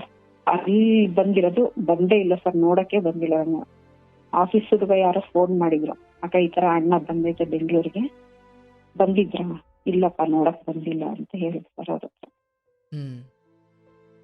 ನೋಡಕ್ ಅದ್ವರೆಗೂ ಬಂದಿಲ್ಲ ಸರ್. 1 ತಿಂಗಳ ಏನೋ ರೆಸ್ಟ್ ಮಾಡಿದೆ ಸರ್. ಅಲ್ಲಿ 1.5 ತಿಂಗಳು ಇದ್ದೆ ಅಲ್ಲಿ ಬೆಂಗಳೂರಲ್ಲಿ ಮಗಳ ಜೊತೆಗೆ. ಇದ್ಬಿಟ್ಟು ತುಮಕೂರಿಗೆ ಬಂದೆ ಸರ್ ಈ ಕಡೆಗೆ ಮನೆಗೆ. ಸ್ವಲ್ಪ ಹುಷಾರಾದೆ ಅಲ್ವಾ, ಬಂದೆ ಇಲ್ಲೇ ಇದ್ದಾನ ಅಂತ. ಅವಾಗಿಂದನು ಸರ್ ಅವಾಗ ಅಷ್ಟೇ ಸ್ವಲ್ಪ ದಿವಸ ಮಾತಾಡ್ಸಿದ್ರು. ಅವ್ರದ್ದೇನಾದ್ರೂ ಕೆಲಸ ಇದ್ರೆ ಅಷ್ಟೇ ಮಾತಾಡಿಸ್ತಾರೆ. ಅವ್ರ ಜೊತೆಗೆ ಎಲ್ಲಾದ್ರೂ ಊರಿಗೆ ಹೋಗ್ಬೇಕಂದ್ರೆ ಮಾತಾಡ್ಸೋದು, ಬಂದಿದ ತಕ್ಷಣ ಮಾತು ಬಿಟ್ಬಿಡೋದು ಸರ್ ನಮ್ಮ ಹತ್ರ. ಅವ್ರ ಕಡೆ ಸಂಬಂಧಕ್ಕೆ ಹೋಗ್ಬೇಕಾದ್ರೆ ತಂಗಿ ಮನೆಗೂ ಚಿಕ್ಕಮ್ಮರ ಮನೆಗೂ ಯಾರ ಮನೆಗಾದ್ರೂ ಹೋಗೋದಾದ್ರೆ ಮಾತ್ರ ನನ್ನನ್ನು ಮಾತಾಡಿಸ್ತಾರೆ. ಇಲ್ಲಾಂದ್ರೆ ಅವ್ರ ಕಡೆ ಯಾರಾದ್ರೂ ಬರ್ತಾರೆ ಅಂತ ಅಂದ್ರೆ ಅವಾಗಷ್ಟೇನೆ ಮಾತಾಡ್ಸೋದು. ಅವ್ರು ಹೋಗ್ತಿದ್ದಂಗೆ ಬಿಟ್ಬಿಡೋದು ಸರ್. ಈಗ ಆ ತರ ನಡೀತಾ ಇರೋದು 2 ವರ್ಷದಿಂದ ನಡೀತಾ ಇದೆ ಸರ್. ಈಗ ನಾಳೆನೇ ಯಾರೋ ಅವ್ರ ಕಡೆಯವರು ಬಂದ್ರು ನಾಳೆ ಮಾತಾಡ್ಸ್ತಾರ? ಹೌದು ಸರ್, ಅಷ್ಟೇ ಅವಾಗಷ್ಟೇನೆ ಮಾತಾಡಿಸ್ತಾರೆ. ಅಂದ್ರೆ ಈಗ ಇತ್ತೀಚೆಗೆ ನಾನು ಅದೇ ತುಂಬಾ ಜಗಳ ಮಾಡಿ ಈಗ ಬಿಟ್ಬಿಟ್ಟಿದೀನಿ ಸರ್ ಅದನ್ನ. ಆತರ ಮಾಡೋದಾದ್ರೆ ನನಗೆ ಇಷ್ಟ ಇಲ್ಲ. ನಿಮ್ ಮಾತಾಡಿಸ್ತೀರಾ, ಪ್ರೀತಿಯಿಂದ ಮಾತಾಡ್ಸೋದಾದ್ರೆ ಚೆನ್ನಾಗಿರ್ರಿ. ಅವ್ರು ಬೇಕಾದಾಗ ಅಷ್ಟೇ ಉಪಯೋಗಿಸ್ಕೊಳ್ಳೋದು, ಆಮೇಲೆ ಬೇಡದಾದ್ರೆ ಬೇಡವೇ ಬೇಡ ಅಂತೇಳಿ ನಾನೇ ಮಾತಾಡಿಸ್ತಿಲ್ಲ ಸರ್ ಈಗ ಅವ್ರನ್ನ. ಪ್ರತಿ ಸಾರಿನೂ ಕೂಡ ಅದೇ ತುಂಬಾ ಸರಿ ನೋಡಿದೀನಿ ಸರ್ ಅವ್ರ ಆತರ ಮಾಡಿರೋದನ್ನ. ಅದಕ್ಕೆ ನನಗೆ ತುಂಬಾ ಬೇಜಾರಾಗಿ ಪ್ರೀತಿ ಇಲ್ದಿದ್ಮೇಲೆ ಮಾತಾಡ್ಸೋದು ಬೇಡ. ಈಗ ಹೇಳ್ತಾರೆ ಸರ್, ನನಗ್ ದುಡ್ಡಿದೆ ನೀನ್ ಬೇಡವೇ ಬೇಡ ಅಂತ ಹೇಳ್ತಾರೆ ಸರ್. ದುಡ್ಡಿದ್ರೆ ಏನು ಯಾರಾದ್ರೂ ಬಂದ್ ಮಾಡಿರ್ತಾರೆ, ನೀನ್ ಬೇಡವೇ ಬೇಡ ಅಂತ ಕೂತಿದೆ ಸರ್ ಈಗ. ಓ, ದುಡ್ಡಿದೆ ನೀನ್ ಬೇಡ ಅಂತ? ಬೇಡ.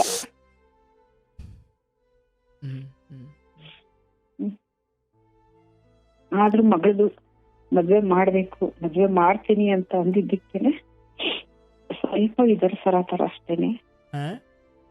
ಮದ್ವೆ ಮಾಡ್ಬೇಕು, ಮಗಳದ್ ಮದ್ವೆ ಮಾಡ್ಬೇಕು, ಅಲ್ಲಿ ತನಕ ಹೆಂಡತಿ ಜೊತೆಗೆ ಇರ್ಬೇಕು ಅನ್ನೋ ಕಾರಣಕ್ಕೇನೆ ಇದಾರೆ ಸರ್. ಗಂಡೇನ ನೋಡ್ತಾ ಇಲ್ಲ, ಏನು ಇಲ್ಲ, ಸುಮ್ನೆ ಹಾಗೆ ಮನೇಲಿ ಅವ್ರ ಪಾಡಿಗೆ ಅವ್ರು ಇರ್ತಾರೆ. ತಿಂಡಿ ತಿನ್ನಲ್ಲ, ಊಟ ಮಾಡಲ್ಲ, ನಾವ್ ಮಾಡಿದ ಅಡ್ಗೆ ಕಾಫಿ ಟೀ ಎಲ್ಲ ಕೊಟ್ರು ಕೂಡ ಅದಕ್ಕೆಲ್ಲ ಕೆನೆಗಟ್ಟ ತರ ಬಿಡ್ತಾರೆ, ಮೇಲೆ ಎದ್ದೋಗ್ಬಿಡ್ತಾರೆ ಸರ್.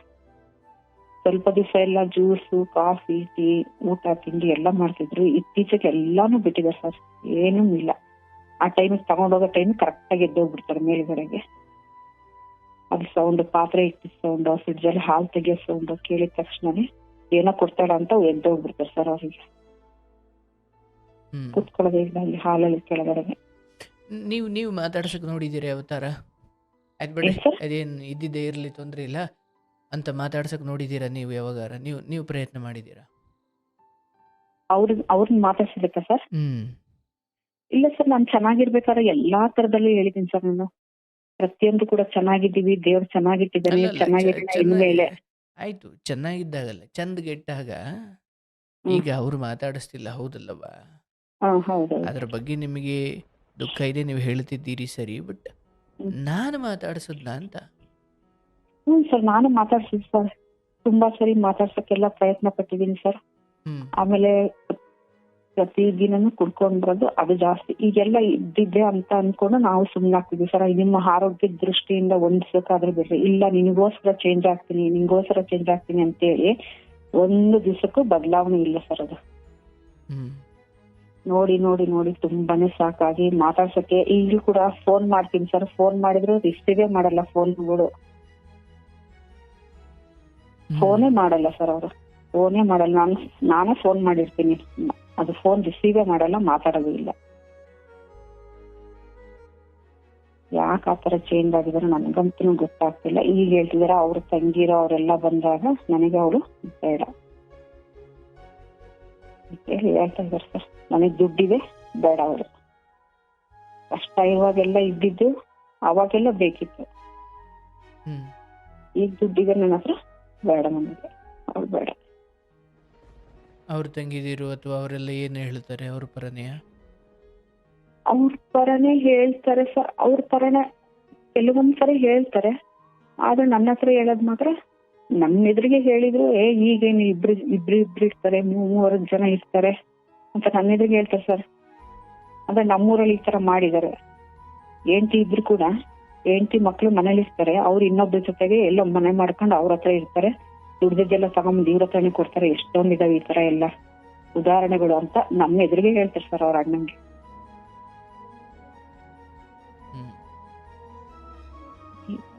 ನನಗಂತೂ ಗೊತ್ತಾಗ್ತಿಲ್ಲ ಅದು. ಹಾಗಾಗಿ ಇವ್ರು ತಿದ್ದುತ್ತಾರೆ ಅನ್ನೋದು ಸುಳ್ಳು. ಇನ್ನೂ ಇಲ್ಲ ಸರ್, ಇಲ್ಲ ಸರ್, ಅವ್ರು ತಿದ್ದುತ್ತಾರೆ ಅನ್ನೋದಂತೂ ಸುಳ್ಳು. ದೇವ್ರ ಮೇಲೆ ಭಾರ ಹಾಕ್ಬಿಟ್ಟಿದೀನಿ ಸರ್. ದೇವರೇ ನಮ್ಮನ್ನ ಕಾಪಾಡ್ಬೇಕು. ಯಾವ ತರ ಕಾಪಾಡ್ತಾರೋ ನನ್ಗಂತೂ ಗೊತ್ತಿಲ್ಲ. ಪ್ರತಿದಿನ ಪೂಜೆ ಮಾಡುವಾಗ್ಲೂ ಹೇಳೋದು ನೀನೆ, ಇಷ್ಟು ವರ್ಷ ತನಕ ನಾನು ಕೇಳಿದಕ್ಕಿಂತ ಜಾಸ್ತಿನೇ ಕೊಡ್ತಾ ಬಂದಿದ್ಯಾ, ಇನ್ ಮುಂದೆನೂ ಕೂಡ ನನಗೆ ಯಾವ್ದು ಒಳ್ಳೇದೋ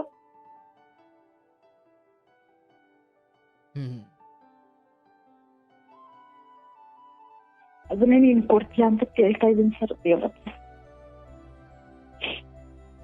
ಡೂಪ್ಲೆಕ್ಸ್ ಮನೆ ಕಟ್ಟಿದ್ದೀರಾ? ಹೌದು ಸರ್, ಹೌದು. ಯಾಕೆ ಸರ್? ಸೈಟ್ ಸ್ವಲ್ಪ ಚಿಕ್ಕದಿತ್ತು, ತುಂಬಾ ಅಂದ್ರೆ ದೊಡ್ಡ ಸೈಟ್. ನನ್ನ ಇಷ್ಟ ಇದ್ದಿದ್ದು 30-40 ಇರ್ಬೇಕು, ಒಂದೇ ಗ್ರೌಂಡ್ ಫ್ಲೋರ್ ಅಲ್ಲಿ ಎಲ್ರು ಇರ್ಬೇಕಂತ ನನಗೆ ಆಸೆ ಇತ್ತು ಸರ್. ಈ ಮನೆ ತಗೊಳ್ಬೇಕಾದ್ರೂ ಕೂಡ ನಮ್ಮನ್ನ ಕರ್ಕೊಂಡ್ ತೋರಿಸ್ಲಿಲ್ಲ ಸರ್, ಈಗ ತಗೊಳ್ತಾ ಇದೀನಿ ಅಂತೇಳಿ. ಅಲ್ಲೆಲ್ಲೋ ತಗೊಂಡು ಅಡ್ವಾನ್ಸ್ ಎಲ್ಲ ಕೊಟ್ಟಾದ್ಮೇಲೆ ಅಲ್ಲಿ ರೋಡಲ್ಲಿ ಇಟ್ಕೊಂಡು ತೋರಿಸಿದ್ದೆ, ಅದು ಮನೆ ತಗೊಂಡಿದ್ದೀನಿ ಅಷ್ಟೇ ಅಂತ ಹೇಳಿದ್ರು ಸರ್ ಅವಾಗ. ಸರಿ ಬಿಡು, ಮಾಡಿದ್ರೆ ನಮ್ಗೆ ಅಂತ ತಿಳ್ಕೊಂಡು ನಾವು ಸುಮ್ಮನಾದ್ವಿ ಸರ್ ಅದನ್ನ. ಆಮೇಲೆ ಹೇಳ್ದೆ ಇಷ್ಟು ಚಿಕ್ಕ ಸೈಟು ಬೇಡ ಅಂತ ಅಂದ್ರೆ, ಇಲ್ಲ ಡೂಪ್ಲೆಕ್ಸ್ ಮಾಡ್ಕೊಳ್ಳೋಣ ಸರಿ, ಅಲ್ಲಿಗೂ ಆಲ್ಟ್ರೇಷನ್ ಮಾಡಿಸ್ಕೊಂಡೆ ಬರೋಣ ಅಂದ್ರು ಸರ್. ನಾನ್ ಬೇಡ, ಆಲ್ಟ್ರೇಷನ್ ಬೇಡ, ತುಂಬಾ ಹಳೇ ಮನೆ ಇದು, ಹೊಸದಾಗಿ ಡೆಮಾಲಿಷ್ ಮಾಡಿ ಹೊಸದಾಗಿ ಕಟ್ಟಿಸ್ಕೊಂಡು ಹೋಗೋಣ ಅಂತ ಹೇಳಿದೆ ಸರ್ ನನಗೆ. ಆಯ್ತು ಅಂತೇಳಿ 1 ವರ್ಷ 2 ವರ್ಷ ಬಿಟ್ಬಿಟ್ಟು ಕಟ್ಸಿದ್ರು ಸರ್ ಈ ಮನೆನ. ಏನಕ್ಕೆ ಕಟ್ಸಿದ್ರಿ? ಏನ್ ಸರ್? ಏನಕ್ಕೆ ಕಟ್ಸಿದ್ರವ ಮನೆಯ ಅಂದೆ? ಅದೇ ಗೊತ್ತಿಲ್ಲ ಸರ್, ಈಗ ನನಗೆ ಏನಕ್ಕೆ ಕಟ್ಸಿದ್ರು ಅಂತ ನನಗೆ ಅರ್ಥ ಆಗ್ತದೆ ಈಗ. ನೀವು ಮನೇಲಿಲ್ಲ, ಜೈಲಲ್ಲಿ ಇದ್ದೀರಾ ನೀವೆಲ್ಲ? ಹ್ಞೂ ಸರ್, ನಾನು ಅವಾಗ ಸ್ಟಾರ್ಟಿಂಗ್ ಹೇಳ್ತಿದ್ದೆ ಅದೇ, ನಾನು ಅಂದಿದ್ದು ನನಗೆ ಆಗ್ಬಿಡ್ತಾ ಇದು ಅಂತೇಳಿ. ಸುತ್ತಾನು ಗ್ರಿಲ್ ಹಾಕ್ಸ್ಬಿಟ್ಟಿದ್ದಾರೆ, ನನ್ಗೆ ಒಳ್ಳೆ ಜೈಲಲ್ಲಿ ಇದ್ದಂಗಿದೆ ಇದು ಮನೆ, ಜೈಲ್ ತರ ಇದೆ. ಮೊದ್ಲೆಲ್ಲ ಹೊರಗಡೆ ಆರಾಮಾಗಿ ಎಲ್ರ ಜೊತೆಗೂ ಮಾತಾಡ್ಕೊಂಡು ಕೂತ್ಕೊಂಡು ಚೆನ್ನಾಗಿದ್ವಿ ಸರ್ ಅವಾಗೆಲ್ಲ. ಈ ಅಕ್ಕಪಕ್ಕ ಮನೆಯವರೆಲ್ಲ ತುಂಬಾ ಚೆನ್ನಾಗಿದ್ರು. ಇದೊಂಥರ ಜೈಲೊಳಗೆ ಆಗ್ಬಿಟ್ಟಿದೆ ಸರ್. ಜೈಲಲ್ಲಿರೋರ್ಗಾದ್ರೂ 2 ಅನುಕೂಲಗಳಿದ್ದಾವೆ. ಒಂದು, ಪರಿವರ್ತನೆಗೋಸ್ಕರ ಅಲ್ಲಿ ಹಾಕಿದ್ದಾರೆ. 2ನೇದು, ಅವರು ಬಿಡುಗಡೆ ಅಥವಾ ಮುಕ್ತರಾಗೋ ಡೇಟ್ ಅವ್ರಿಗೆ ಗೊತ್ತು. ನಿಮ್ಗೆ 2 ಇಲ್ಲ, ಪರಿವರ್ತನೆಯೂ ಇಲ್ಲ, ಬಿಡುಗಡೆಯ ದಿನಾಂಕವೂ ನಿಮಗೆ ಗೊತ್ತಿಲ್ಲ. ವಾಸ್ತವವಾಗಿ ನಿಮಗೆ ಜೀವಿತಾವಧಿಯೋ ಅಥವಾ ಗಲ್ಲು ಶಿಕ್ಷೆಯೋ, ಆ ಶಿಕ್ಷೆಯಲ್ಲೂ ನಿಮಗೆ ಕ್ಲಾರಿಟಿ ಇಲ್ಲ. ಸುಮ್ಮನೆ ಅನುಭವಿಸ್ತಾ ಇದ್ದೀರಿ. ನನಗೇನು ಅನಿಸುತ್ತೆ, 50 ವಯಸ್ಸು ಈ ಹಂತಕ್ಕೆ ಬಂದು ಇಂಥವೆಲ್ಲ ಮಾಡ್ಕೊಂಡು ಕೂತ್ಕೊಳ್ಳೋದು ಬಹಳ ಅಸಂಬದ್ಧ.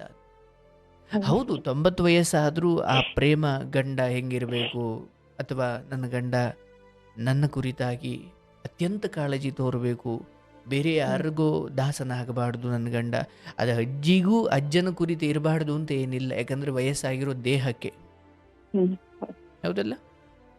ಆದರೆ ಲೋಕ ಹೇಳುತ್ತೆ ಒಂದು ಹಂತ, ಒಂದು 40-50 ಈ ಹಂತಕ್ಕೆ ಬಂದಾಗ ಮಕ್ಕಳ ಹಿತಕ್ಕೋಸ್ಕರ ಗಂಡ ಹೆಂಡತಿಯರು ತಮ್ಮ ತಮ್ಮ ವೈಯಕ್ತಿಕ ಸುಖದ ಕೆಲವು ಇಚ್ಛೆಗಳನ್ನು ತ್ಯಜಿಸಿ ಬಿಡಬೇಕು. ಒಂದು ವೇಳೆ ನಿನ್ನ ಮಕ್ಕಳು ಅದ್ಭುತ ಇದ್ದಾರೆ, ಅಲ್ಲಿ ಏನಾದರೂ ಸ್ವಲ್ಪ ಎಡವಟ್ಟಾಗಿ ನಿಮ್ಮ ಈ ಜಗಳಗಳು, ನಿಮ್ಮ ಈ ನೆಮ್ಮದಿ ಇಲ್ಲದ ಪರಿಸ್ಥಿತಿಗಳು ಅವರಿಗೊಂಚೂರು ತಲೆ ಕೆಟ್ಟು ಬೇರೆ ಕಡೆ ಹೋಗ್ಲಿಕ್ಕೆ ಪ್ರಚೋದನೆ ಕೊಡ್ತು ಅಂದರೆ ಯಾರು ನಿಮಗೆ ನಾಳೆ ಅಂತ. ಹೌದು ಸರ್, ಅದೇ ಈಗ ಬಂದಿರೋದು. ಈಗ ನೀವು ಯಾವ ಸ್ಥಿತಿಲಿ ಇದ್ದೀರಾ ಅಂದರೆ, ಗಂಡನ ಒಂದು ವಿಚಾರದೊಳಗಡೆ ಕೂಡ ಹಾಕೋದು, ಅಥವಾ ಗಂಡನನ್ನು ಇಷ್ಟರೊಳಗಡೆ ಬಂಧಿಸೋದು, ಗಂಡನನ್ನು ಸರಿ ಮಾಡುವುದು, ಗಂಡನನ್ನು ಯಾವುದರಿಂದಲೋ ಬಿಡಿಸೋದು, ಇನ್ಯಾವುದರೊಳಗಡೆ ಕಳಿಸೋದು, ಇಬ್ಬರೂ ಸೇರಿ ನಾಳೆ ದಿನ ನಮಗೆ ಒಂದು ವಯಸ್ಸಾಗಿ ಮೂಲೆಯಲ್ಲಿ ಕೂತ್ಕೊಳ್ಳೋ ಕಾಲ, ನಮಗೆ ಇನ್ನೊಬ್ಬರು ಆಸರೆ ಆಗಬೇಕು ಅನ್ನೋ ಆ ಮುದಿಯ ಕಾಲ ಬಂದಾಗ ಮಕ್ಕಳು ನಮ್ಮ ಕುರಿತು ಸ್ವಲ್ಪ ಕರುಣೆಯ ದೃಷ್ಟಿ ಬೀರಬೇಕಂದ್ರೆ ನಾವು ಯೋಗ್ಯವಾಗಿ ಬದುಕಿರಬೇಕಲ್ಲ. ಹೌದು ಸರ್. ಆದರೆ ಆ ಜೀವಕದ ಅರ್ಥವಾಗ್ತಿಲ್ವೋ ಏನು?